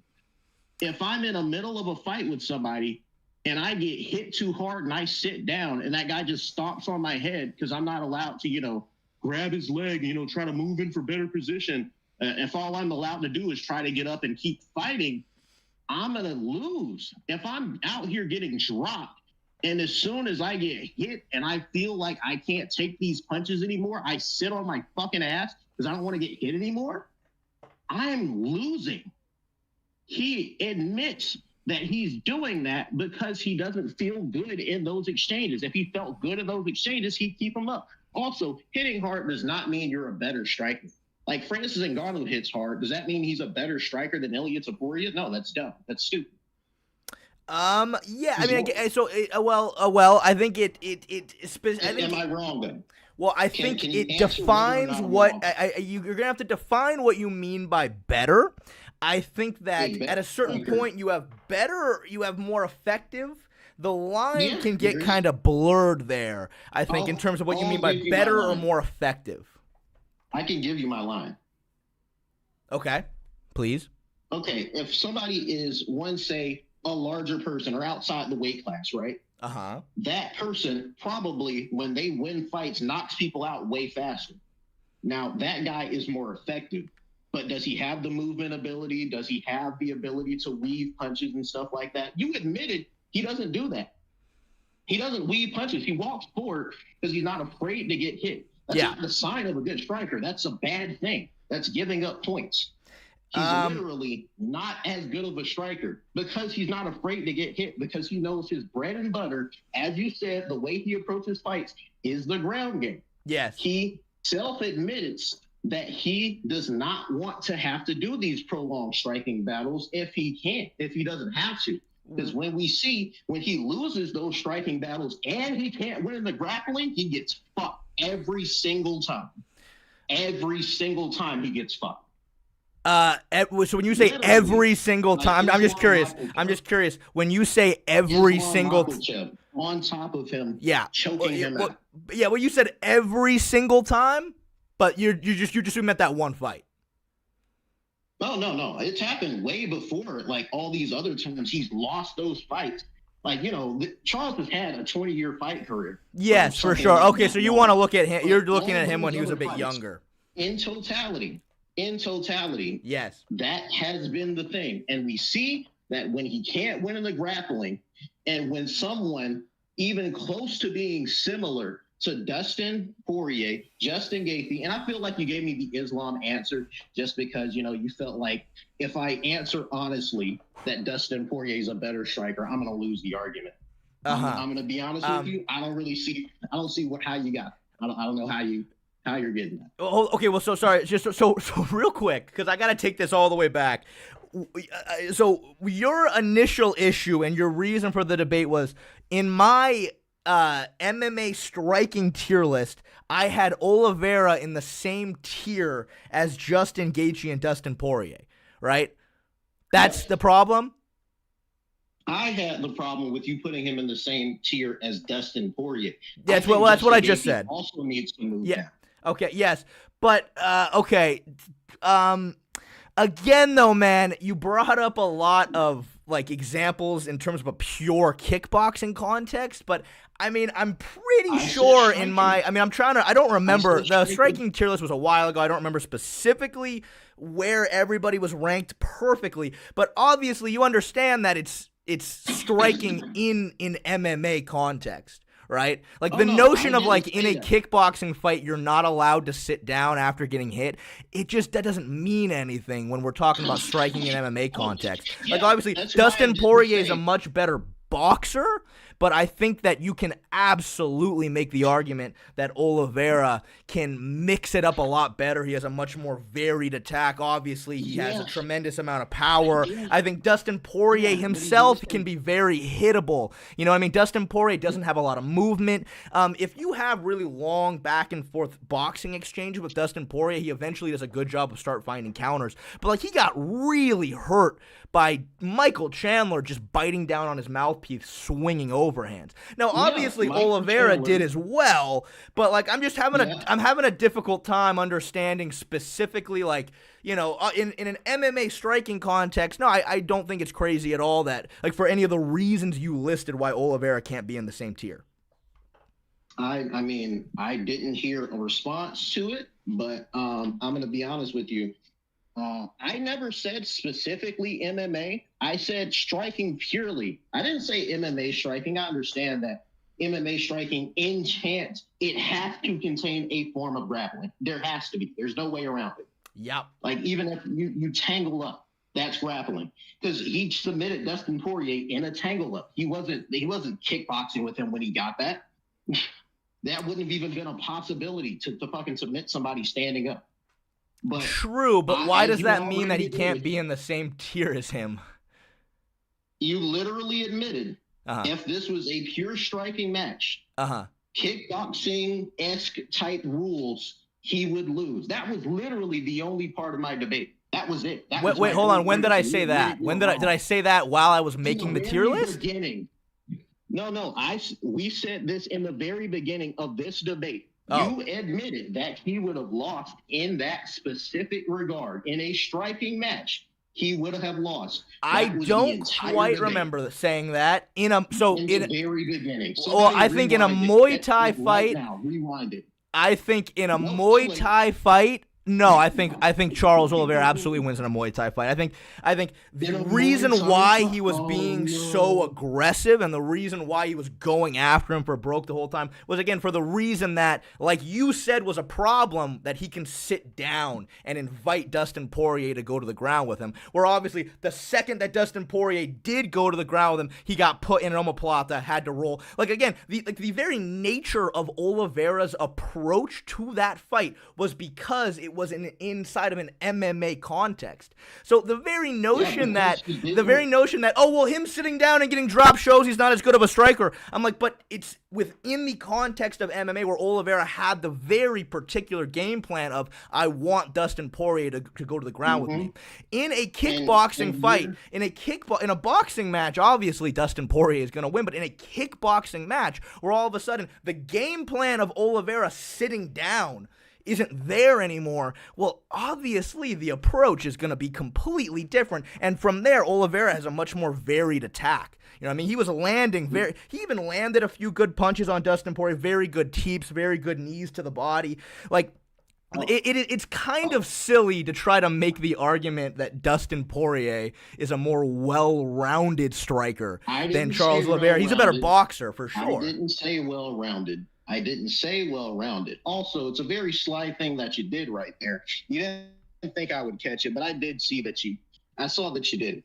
Basically, when I literally explained when I first came in here, that I said in a striking context only. Yeah. I never said MMA. I specifically told you in a kickboxing, and you even stopped and said, yes, I agree. That was literally the entire preference of my debate. You admitted from the very get-go I was correct. That was the entire debate. The entire rest of this technically didn't matter. You know, you admitted that you lost in the very beginning, right? I don't remember saying that in a kickbox. Well, I mean, look, I don't know if maybe I didn't understand you, but I will tell you right now that no, like in a kickboxing match, no, I don't think that. Like what you just said that I said, I'm telling you right now, I don't think that. So wait, hold on. What was the slight thing that I did? Because all I did was just explain my point, right? What I just said, I explained that. No.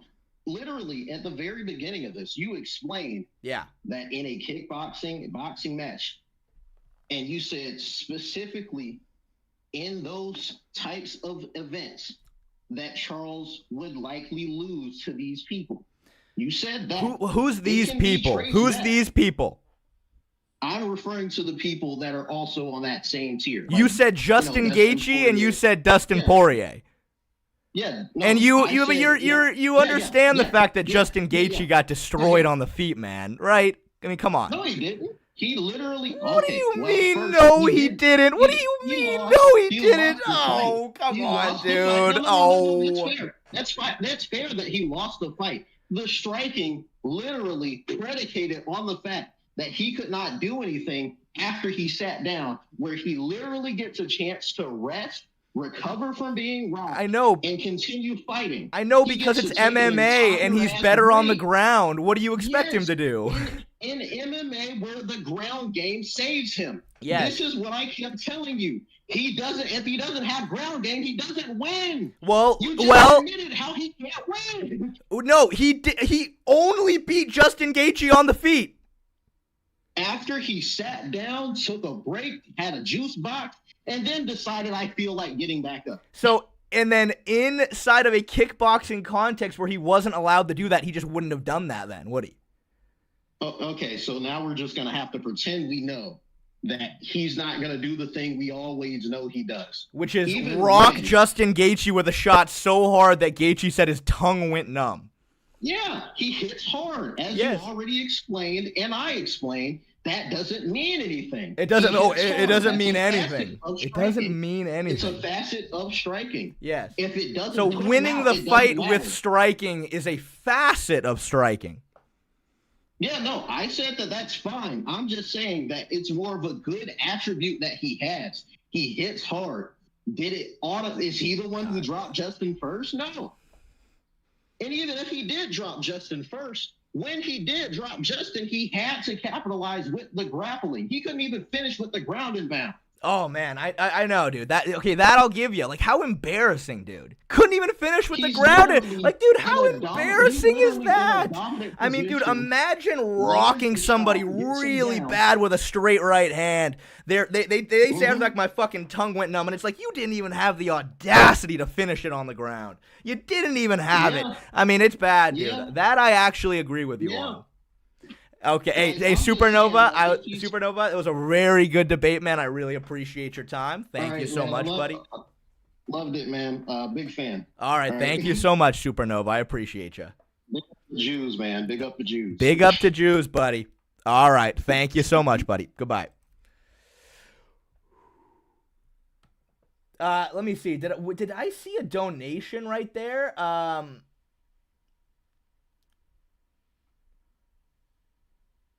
Oh, Jesus Christ, Gaming Legend 6260, another $50? What? Another $50? Damn! I want Shay versus Kenny. Kenny defends Charles. Shay defends Patty on who will win in a fight. I mean, you know what? Hey, we can make that. I mean, probably not today, but Gaming Legends for $50, we can probably make that happen. We can probably make that happen. Dude, that's insane, bro.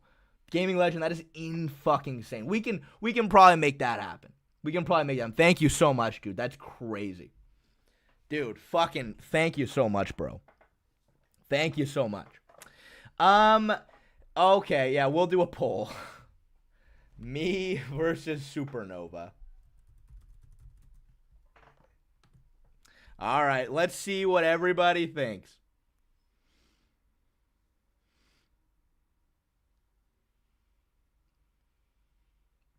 Yep. I mean, I must say, I agree. I agree with you guys. I mean, I think that Supernova was obviously super. I mean, I think what you guys have to understand is that Supernova is trying to debate. You know what I mean? Like, he's trying. Like, that's like when you sign up for a debate, you're not there to like really change your mind. You know what I mean? You're not there to change your mind. You're there to try to debate no matter what comes after you. So, like, it's not a so it's not a problem, but, like, I mean, come on, dude. Like, there was no argument there. There was literally no argument there. Like, the argument was just, there's no argument. Like, what are you trying to, like, you know, what are you talking about? You know what I mean? Like, there's no way you could win that. Nova's right, but he lost. All right, buddy. Shay kind of just Kenny maxed and misconstrued his argument, intentional or not. What do you mean? What other argument is there other than literally the argument that I was given? The first thing that Supernova told me was, because I didn't know what he wanted to debate. He goes, you had Charles in the same tier as Justin Gaethje and Dustin in the striking tier list. That's what we were doing. He said that's what I want to argue. And then I was like, the first thing I say is I go, well, I mean, you know, obviously, man, Charles Oliveira beat the fuck out of Justin Gaethje on the feet, right? And then he goes, okay, but I'm not talking about that fight in particular. I'm like, oh, okay. Then okay. And then, you know, I mean, I don't know. Like, yes, obviously Dustin Poirier's a better boxer, but like, I don't know. I wasn't really prepared for this debate or thought process, but like, you know, to have them in the same tier is one thing. To argue that like who specifically is better or not, like I don't even know. You know what I mean? Like the whole beginning of the debate was just like the fact that I had them in the same tier. You know, and it's like what do you want me to say to that? You know, I don't know. Okay, who's next? Bumfuzzle next? All right, Bumfuzzle.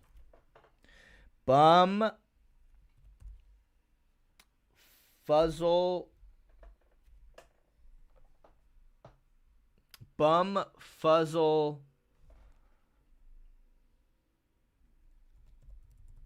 underscore 2K.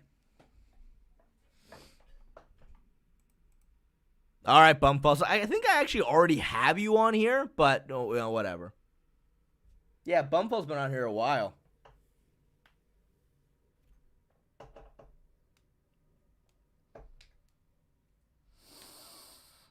Oh, Kenneth is in here. Hi, Kenneth. Nah, man. Y'all in chat glazing. LMAO. Y'all gotta be honest. You gotta be honest, man. I agree. Being honest is good. Being honest is good. Being honest is very good.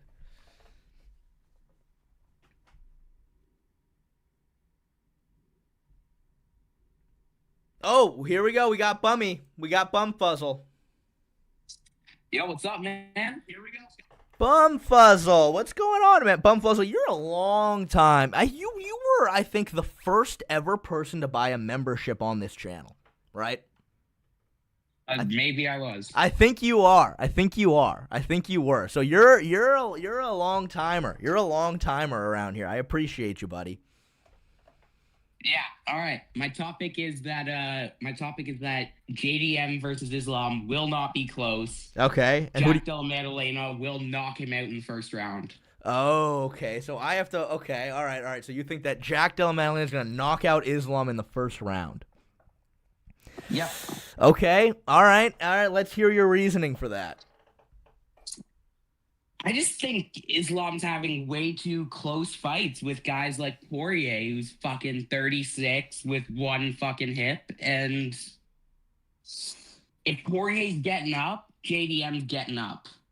I mean, Poirier does not get up.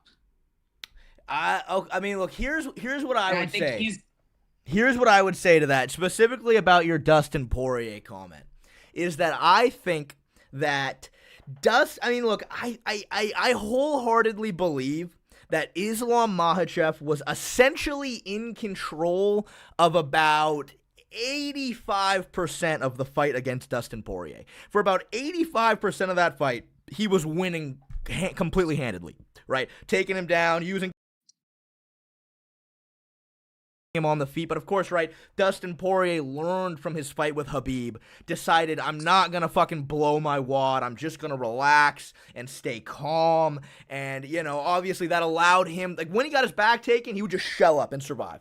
And then because of that, as the fight went on, he was eventually able to start landing some strikes. I know he landed that one good shot that made Islam bleed, but it's almost like because Islam was bleeding. Well, hold on. Okay, go ahead. He landed this one shot in the 5th round. It's that shot he always lands, the jab, the step through, and then the overhand. Yes, yes, I do know what you're talking about. Yeah, no, look, you know, he landed a good amount of shots. I just kind of feel like it's almost like because Islam had that cut and was bleeding, people kind of like subconsciously look at that fight like it was this war. But, like, in hindsight, I don't think it was really a war. Like, I think it was pretty much Islam won every single round other than the 4th and then submitted him. You know what I mean, right? All right, you disagree with that? I would say that Poirier won. I can't remember. I haven't watched the fight in a while, in a couple months. But Poirier either won the 3rd or the 4th pretty handedly. And also, when Poirier lands that overhand, Islam does this stupid fucking tendency he has every time somebody comes in with a boxing combination, that dumb little check hook that JDM will duck under, lands a couple body shots. Islam's up against the cage, he's breaking, breaks his nose, and then Islam goes down and he's seizing and he's... Look, okay, this is a fucking hard one to try to argue against. Okay, here's what I would say. Obviously, Islam Makhachev, right? And I'm sure you would agree with this, Bumfuzzle. Islam Makhachev, his boxing defense is elite, right? His boxing defense is very, very good. Now, of course, we don't have a tremendous amount of film study on Islam needing to close the distance on taller, longer opponents, which I do think could theoretically be a difficult fight for Islam, against JDM. But the one thing I think we can all agree about Team Khabib, about Islam's approaches to fights, is that he is so uber careful. No matter what he does, he's so careful. He tries to limit all risk the best he possibly can. And I think that Team Khabib is obviously looking at Belal versus JDM. They're going to say, okay, JDM, probably the second best boxer in the UFC, no question. I mean, anybody who thought that Belal Muhammad was going to go out there and outbox JDM, I mean, come on, it's silly. Like, they just didn't know what they were talking about. So I think that Islam is going to try to use a different game plan, obviously, other than going out there and boxing with him, whereas he didn't feel that fear with Dustin Poirier the same way, didn't feel that fear with Charles Oliveira, didn't feel that fear with, Volkanovski, all these people. He's going to try to be more takedown heavy. Now, of course, right, does Islam have the same level of takedown ability that Belal Muhammad does? No, Belal's a better wrestler. However, he doesn't have the same dealer as JDM, as fucking Belal, you know? True. Yes, that I agree with. But the way that JDM...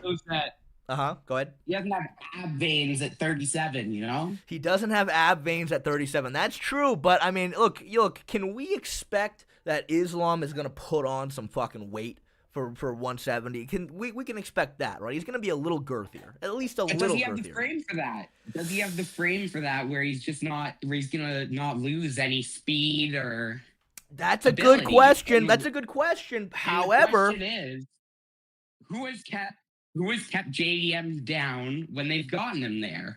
I think Gilbert Burns did a decent job at it, but that's just because obviously Gilbert Burns had more of a jiu-jitsu background. Burns had a body triangle at the end of the first, and Yeah.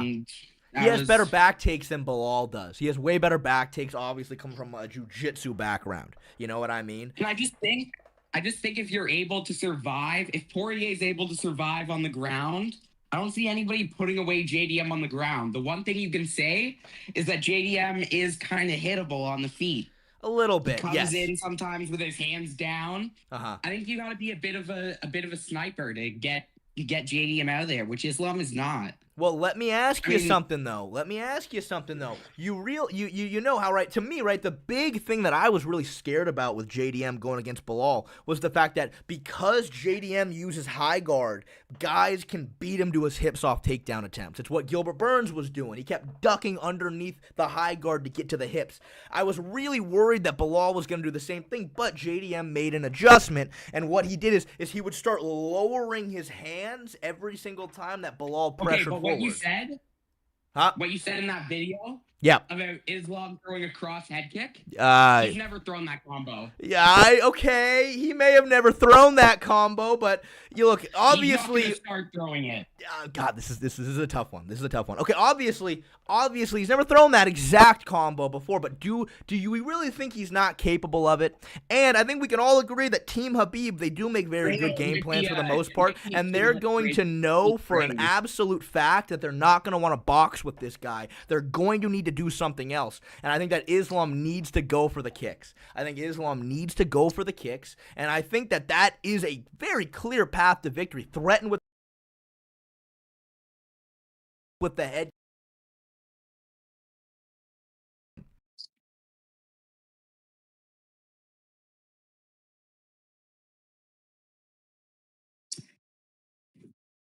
Yeah, I mean, he's lagging out.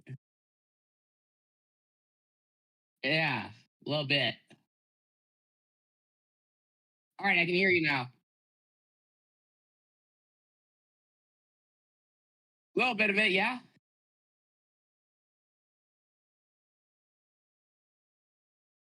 Careful and Shit. And muted. Yeah. How am I? No, it says I'm good, guys. All right.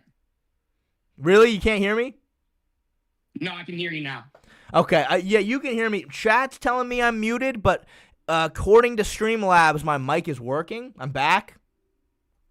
Yeah. I'm back, everybody. Yeah. Hold on.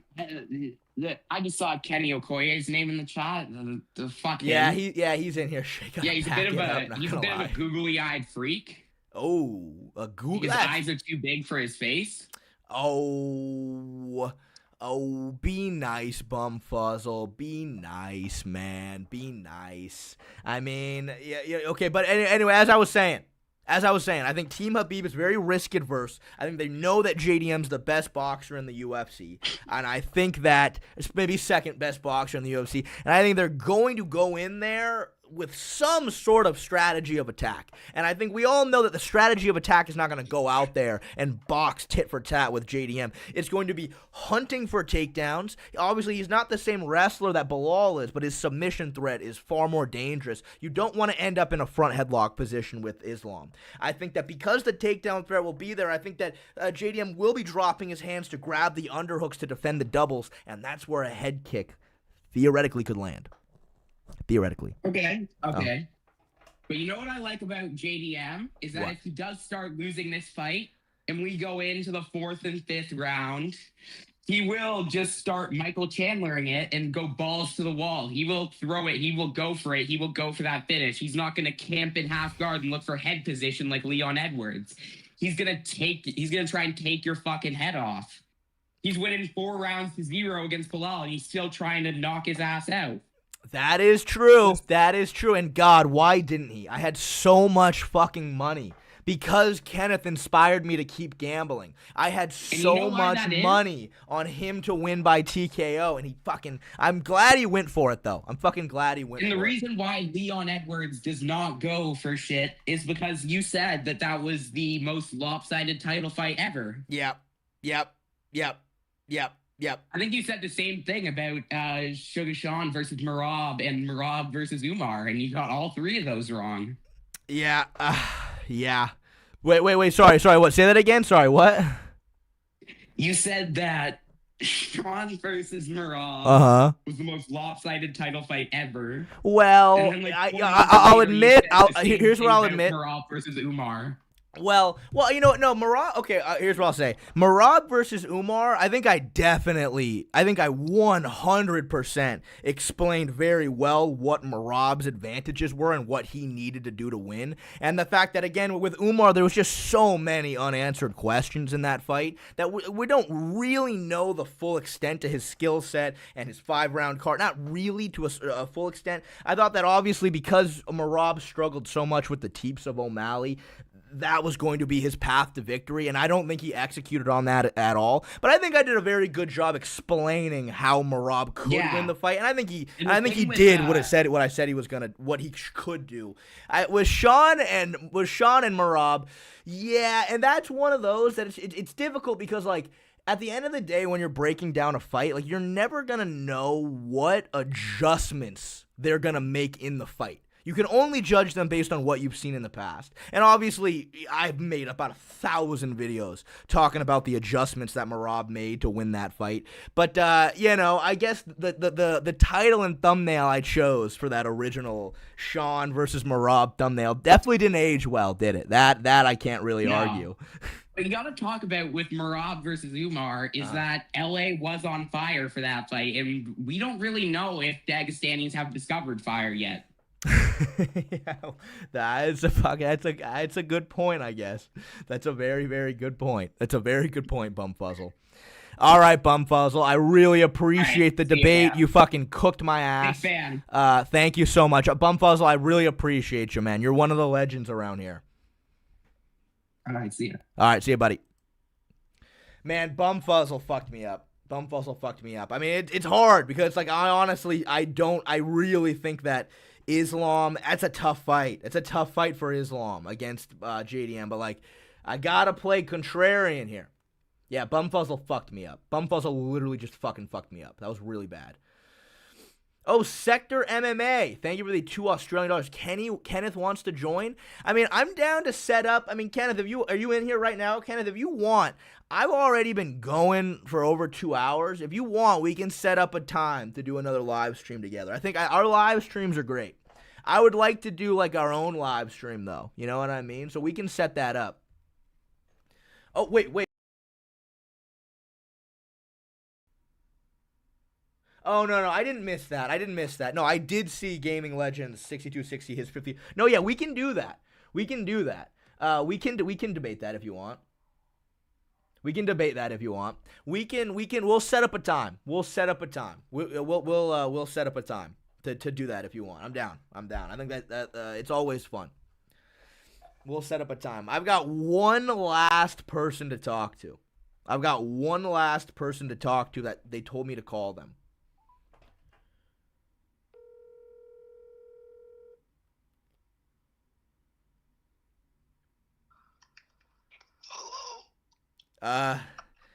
Hey, yeah, I don't know who this is or how you got this number, but you wanted to debate.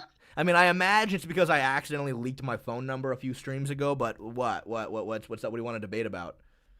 Oh, wait, is this MMA Shay? Yeah. Wait, are you live? Yeah. We can debate? Yeah. Why is everyone making fun of? I'm a big fan of you. my question is do you think Islam Makhachev beats Topuria at UFC 317? Okay, first and foremost, please don't even look at chat, all right? Like chat tends to teeter not nice, okay? So don't even look, all right? It's nothing personal against you. I'm 65, so I don't know how technology works. You're only 65? I thought you were like 80. Yeah. So if you stick around Sunday. Okay. Do I think that Islam will beat Topuria? Well, to give you the cliff notes. 317. Yeah, I've seen 317. Now, yeah, you know, he's not fighting Topuria on 317. You know that, right? No, I thought he is. No, he's fighting. Topuria's fighting Charles. Makhachev's fighting Charles? No. Topuria's fighting Charles. Wait, Makhachev is the winner of Makhachev. Topuria fights Charles? No, it's Charles and Topuria. Charles Oliveira is fighting Ilia Topuria at UFC 317. Aaron, that is not my grandma calling from the basement, Aaron. Enough of this. I don't even own a basement, Aaron. Help! No, we're not. No, we're not doing this. No, we're not doing this. No, we're not doing this. No, we're not doing this. No. That was nothing. Don't even worry about that. Don't even worry about that, everybody. Don't even fucking worry about that. Let me add my fucking camera back. Guys, I'll be honest. Today was a success, I think. Today was a success. I mean, come on. This was fun. This was fucking fun.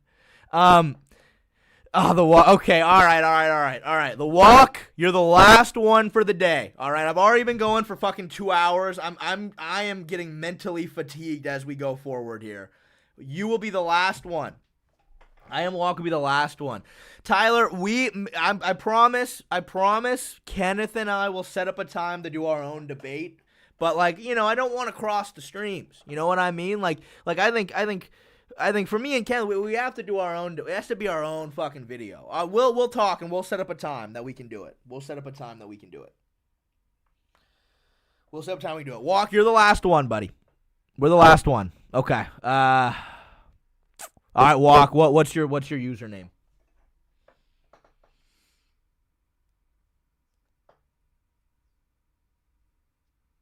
I did not scam Gaming Legend out of anything. It'll happen. He's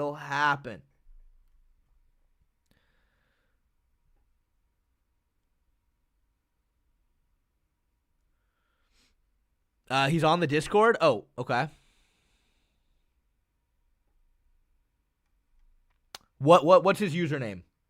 Give me a minute. All right. Give you a minute. All right.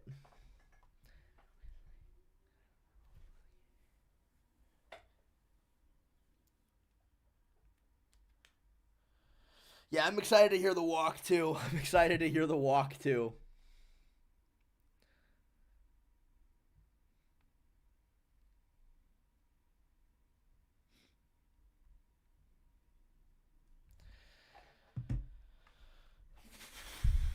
Just check the server. Oh, it's walk right here. Ew. Okay. Cool. All right. Cool. Okay. Cool. So now I go here. Yes. The walk. There you are.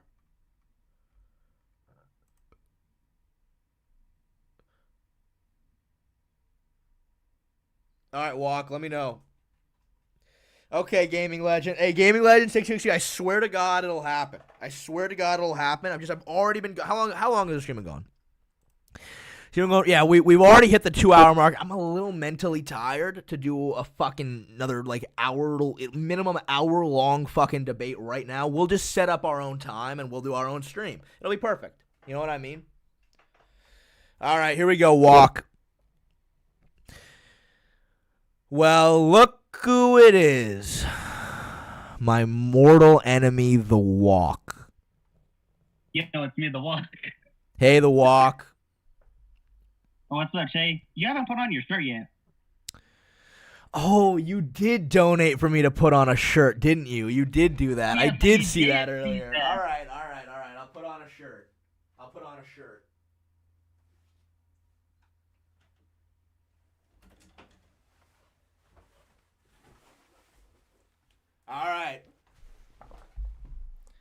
All right. There we go. Yeah, there you go. You're welcome. You're covering the goods. You're covering the money makers now. I hope you're happy. Yes, I am. Are you gonna give me the Devin Haney glove soon or no? The Walk.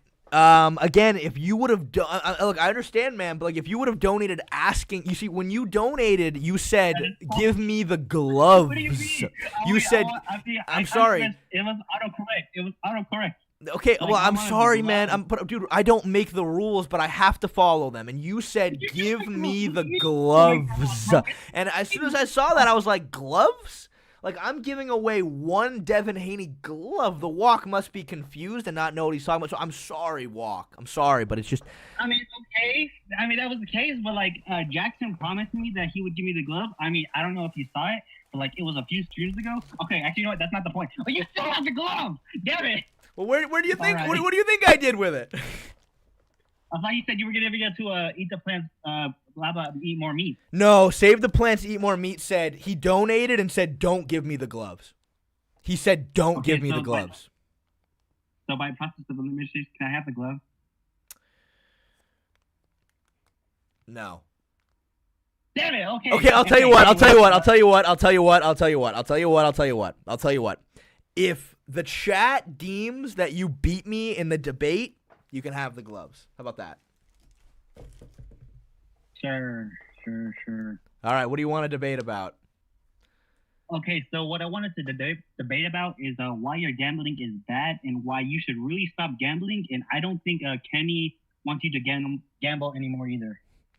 I actually completely disagree with you. I think Kenneth was telling me to gamble based on our last conversation from what I remember. Kenneth was saying... I don't think he was telling you to gamble. I think he was telling you that if you want to do it, sure, but don't bring me into this. Like, I didn't force you to do anything.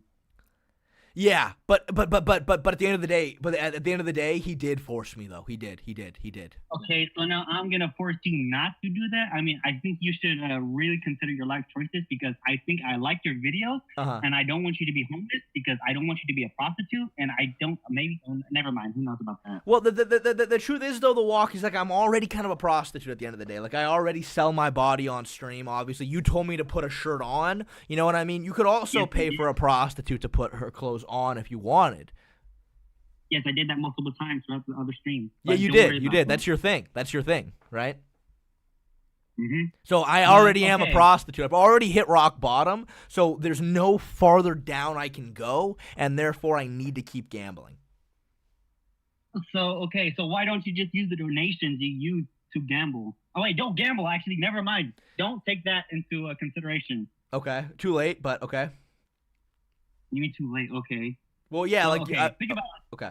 Okay, think about it like this. All right. If you gamble, think about what that money would be going into. Like, you could use that for your pets. You can use that for your family. What's left of it, at least I think. Like, you can use that to get another cat. I could, but the notion that like my two current kitties would not like the new cat would make that, that's kind of the thing holding me back from that. But I understand what you're saying. But at the end of the day, what I think you need to understand, The Walk, is that where would Jesus be if he just decided one day that he's going to give up on his mission? Okay, so that's true. Thank you. True. It is.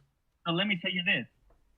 Where would Jesus be if he ate the bread that Satan gave him?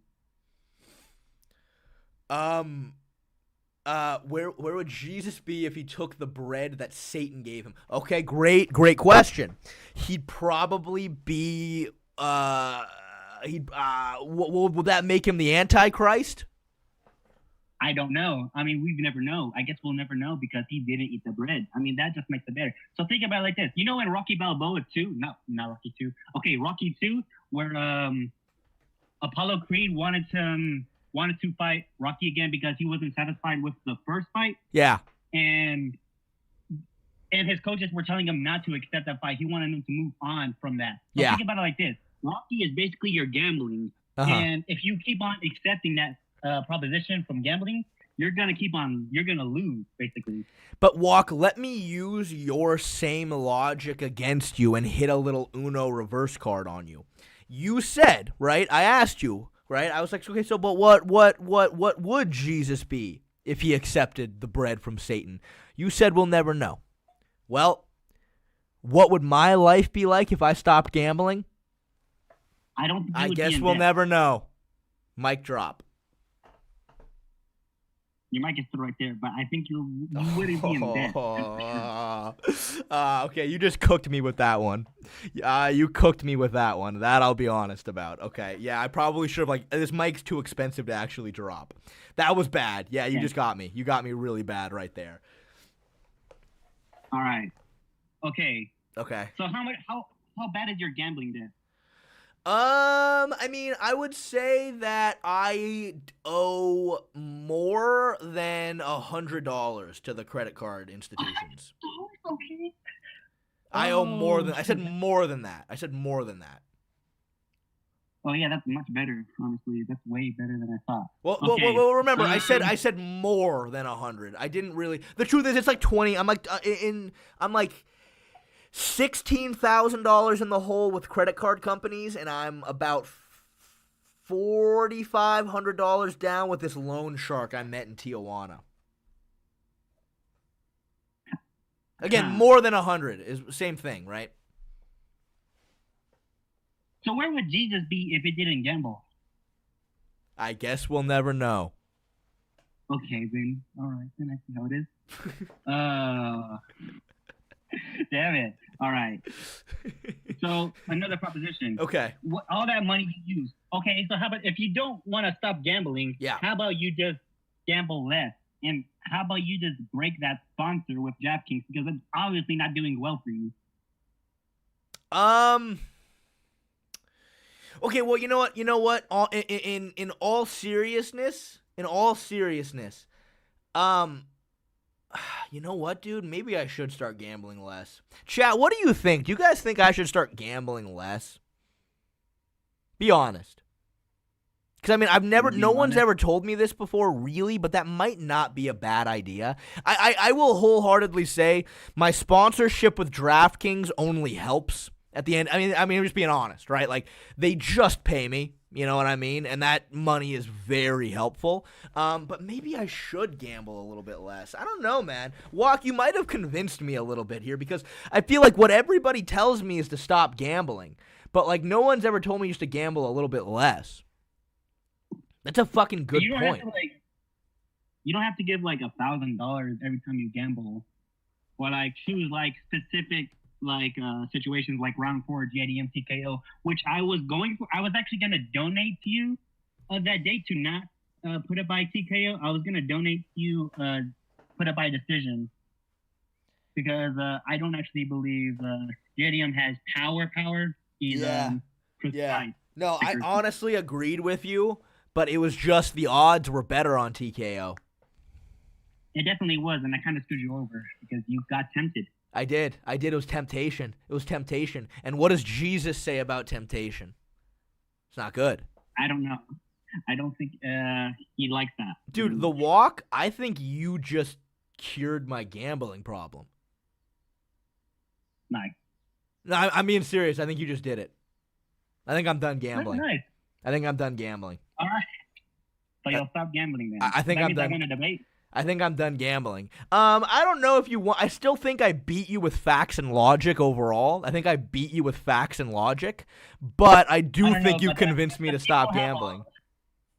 I don't know. I mean, I think if the people have a heart and soul, they'll give me the win, so I can finally get the Devin Haney glove. All right, let's see. I'll pull the chat. Praise Son, thank you for the £2. Jews aren't allowed to gamble. Well, yeah, but Jews also aren't allowed to not Jews also aren't allowed to Photoshop themselves next to Charles Oliveira, but I did it anyway. But I see your point. Okay, guys, who won the debate? Come on, guys. I think, but remember, it's about facts and logic. It's about facts and logic. Oh, okay. So far, I don't even have a single. Okay, you're winning. You're winning. You're winning. Yes, finally. You're winning. You're winning. You're winning. You're winning. You're winning. You're winning. Fuck. Okay. Damn. All right, Walk. I guess that means that we'll be in touch about this Devin Haney glove. All right. I guess we'll be in touch about this Devin Haney glove. All right. I've been waiting so long, dude. That's like my whole life goal this past few, I don't know how long I've been kind of worrying about this glove, but either way, that's the point. Walk, you're getting the glove, and I think you just cured my gambling addiction, dude. I think you just cured my gambling addiction. Walk, thank you, buddy. I really appreciate you, by the way. Thank you. I'm going to go leave right now because I am sweating right now. Yeah. And I am pretty much going to die of dehydration. Have a good day with your appointment. You too, Walk. Thank you so much, buddy. I'll talk to you later. Peace. Bye-bye. Damn. Oh, man. All right. Facts and logic. Oh, man. I'm actually, you know what? I'm surprised even fucking, like, initially, there was a point where, like, 24% of the votes were for me winning against Walk. But, I mean, to be fair, it was about the same amount of people thought Supernova won our debate. So, yeah, at the end of the day, I think that's just standard. There will always be contrarians voting the opposite just for the fun of it. But, dude, I can wholeheartedly...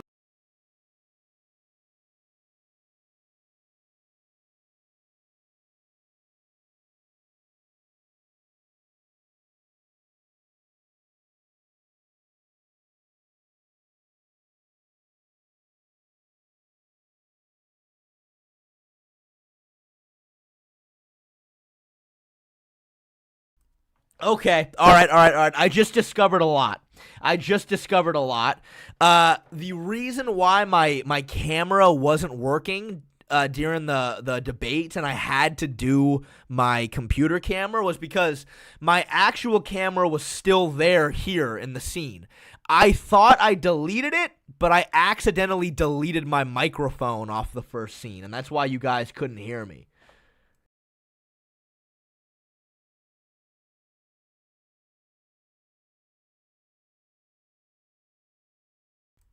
There we go. Okay, now we're back. Yeah, I fucked that up. Guys, that was a lot of fun. Wasn't that a lot of fun? That was actually a lot of fun.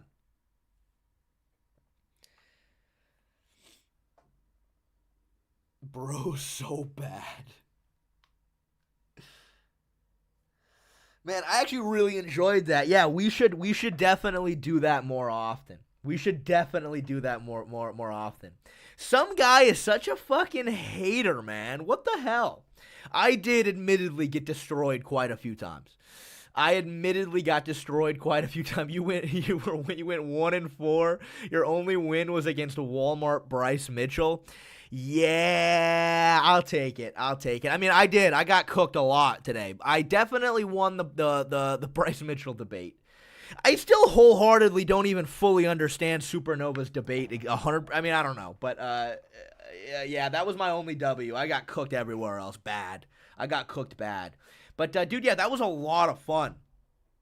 Yeah, we also went for 18 minutes. Well, he was talking a lot. And he was like Peter-pattering his points. You know what I mean? A lot. But I kind of wanted to let it come naturally a little bit. Like, I didn't want to just, like, you know, I felt like we were, when we finally ended the debate, I thought that was a good spot. Like, we fully fleshed out the argument and we were done. I wanted to kind of let it come naturally and not be super, you know, right on the money. But again, though, you have to understand, right? Like, Supernova sounded cool and he sounded like a great guy. Jay. Oh, thank you, Mac X3R0. Thank you for the $5, Mac. I love you, buddy. You have a good night, too. But you gotta understand, right? Like, he seemed like a cool guy, but when you're coming into a debate, like, what do you expect? Like, you're not gonna, like, you're debating. You're not gonna, like, say, oh, man, maybe you were right and you got me. It's like, obviously not. You're gonna try to keep arguing. Like, that's just the nature of debates. So that's just kind of how, you know what I mean? That's, like, what do you expect? It's, you know, so that's why it was all lighthearted and it was all for fun. Debates were not as heated as the title advertised. Yeah, not quite. Goofball, our debate was great, though, man. Our debate was great. I don't know what topic to debate you on. Any topics you would want to debate with a woman? Yes, Aaron. I believe getting kicked in the balls is worse than childbirth. Come at me, bro. Come at me, bro. Come at me. It was nice to hear Bumfuzzle. It was nice to hear Bumfuzzle. You're just flat out wrong. I mean, hey, come at me. Come at me. I probably am wrong, though. Yeah, I'm probably wrong. I do think childbirth is worse. I think childbirth is worse, probably.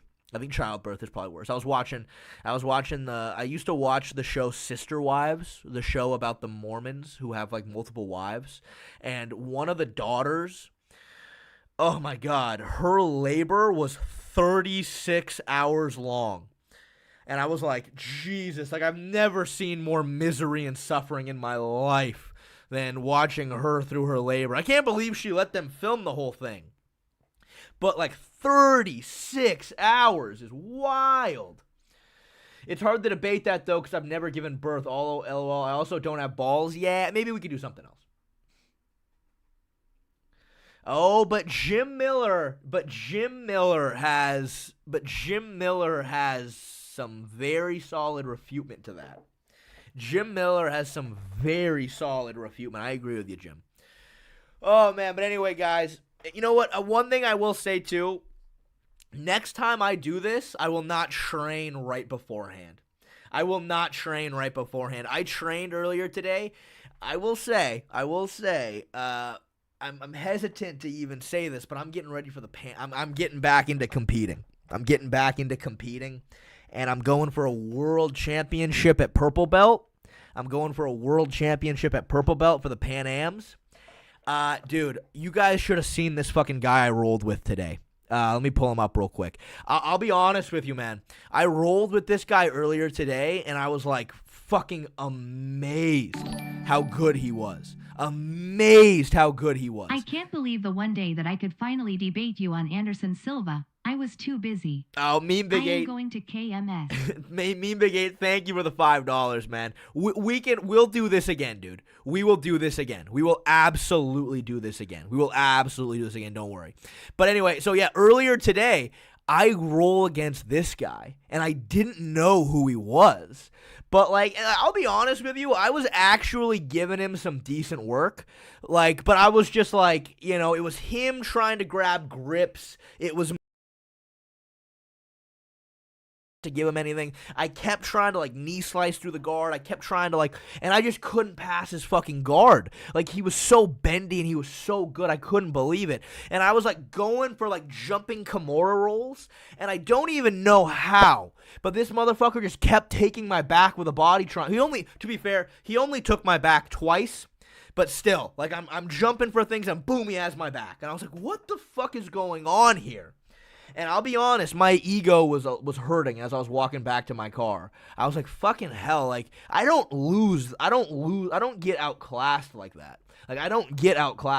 Again, right, we had a good round. Like, we were going after it, but I couldn't really get anything off. But then I look him up on Instagram after, I'm like, okay, all right, I feel a little bit better now. Yeah, dude, this guy, oh my god, he was fucking insane. But anyway, point is, I fucking went to war this morning. Like, I've been in training camp, like, I went to war this morning. I did some hard rounds early. I got home and just fucking rinsed off, started the stream. Probably not a good idea. My, like, adrenaline is, like, gone, and I'm so tired. But, you know, but regardless, that's the reason why I don't really want to push on much longer today, but, dude, yeah, I just wanted to show off how fucking good I did against a fucking world champion. But, anyway, dude, yeah, I had a really fun time today. You still train other martial arts? Yeah, I do striking probably like once. I spar like once a week. for striking. At the gym I train at, on Sundays, they just do open sparring, and I show up for that. But, like, I don't really I don't do a lot of, like, technical strike. I don't do a lot of, like, drills, or I don't, like, have a striking coach anymore. I just don't. It's just, like, I mean, for what? Like, obviously, if I try to keep the skills sharp, I hit the bag, I spar still once a week. But, like, obviously, if I were to have a fight, like an MMA fight or a kickboxing fight, obviously, I'll be dedicated to striking again. But right now, I'm pretty dedicated, like, to grappling. Like, I'm grappling pretty much every single day. And I'm striking, yeah, maybe like once a week I'm sparring. Bedtime will surpass you. He might, bro. He might. Honestly, he might. But I mean, I don't know. Like, I still feel like I'm getting better. Like, I'm not just, like, not striking. You know what I mean? Like, I'm getting better, and I'm still training, and I'm, you know what I mean? But I'm just, like, not competing right now. But grappling, I do want to compete in. You know what I mean? So that's kind of where I'm at right now. Oh, The Walk. Thank you for joining the Charles Oliveira fan club, man. Thank you so much. I really appreciate it, Walk. Thank you so much, dude. If you want to, you're already in the Discord and everything, but it's about time you join the fan club.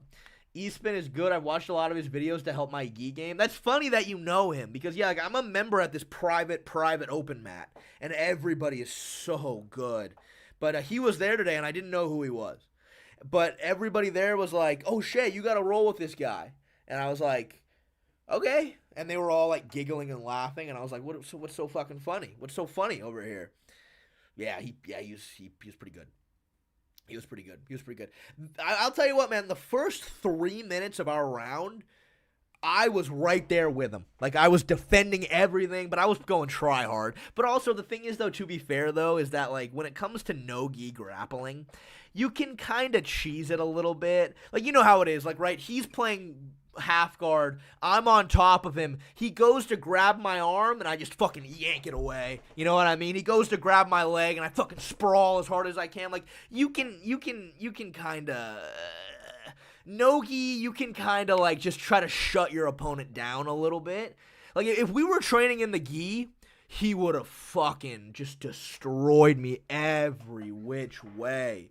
He would just, if we were in the gi, I wouldn't have stood a chance. He would have just beat me any which way he wanted. But no gi, you can kind of fucking just start denying him. But then again, it was when I would commit to something. Again, like, I'm jumping for a Kimura roll because I just couldn't pass his guard. And boom, I have my back taken with a body triangle. And I was like, what? I was like, God fucking damn, this guy's fucking good.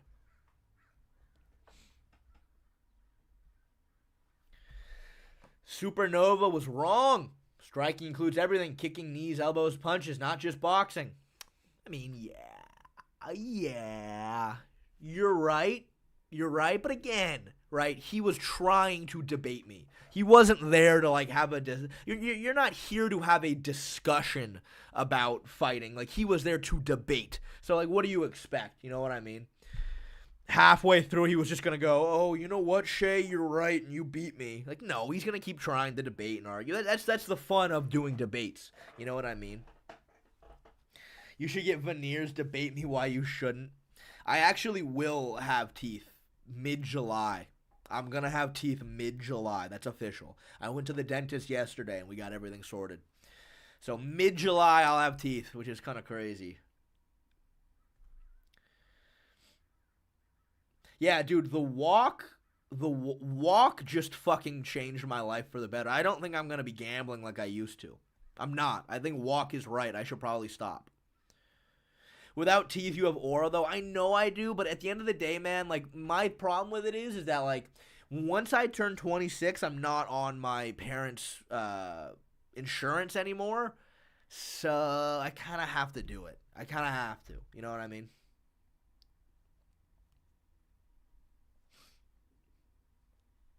Like, if I wait too long, I'm just not going to be able to do it anymore. I'm going to have to pay out of pocket, and that's just, I don't want to do that. I'm going to take the opportunity while I can. Yeah, it's a good question, Larry. I mean, dude, the Western Conference was so stacked this year. They were so stacked. I mean, it's crazy. We were the 3rd seed. The Wolves were the 6th seed, but we were only like 2 games ahead of them. Like, it was so fucking stacked, and it was just kind of bad matchmaking. Like, if we had gotten a better first round, we could have won, but Rudy Gobert just fucked us. Rudy Gobert just fucked us.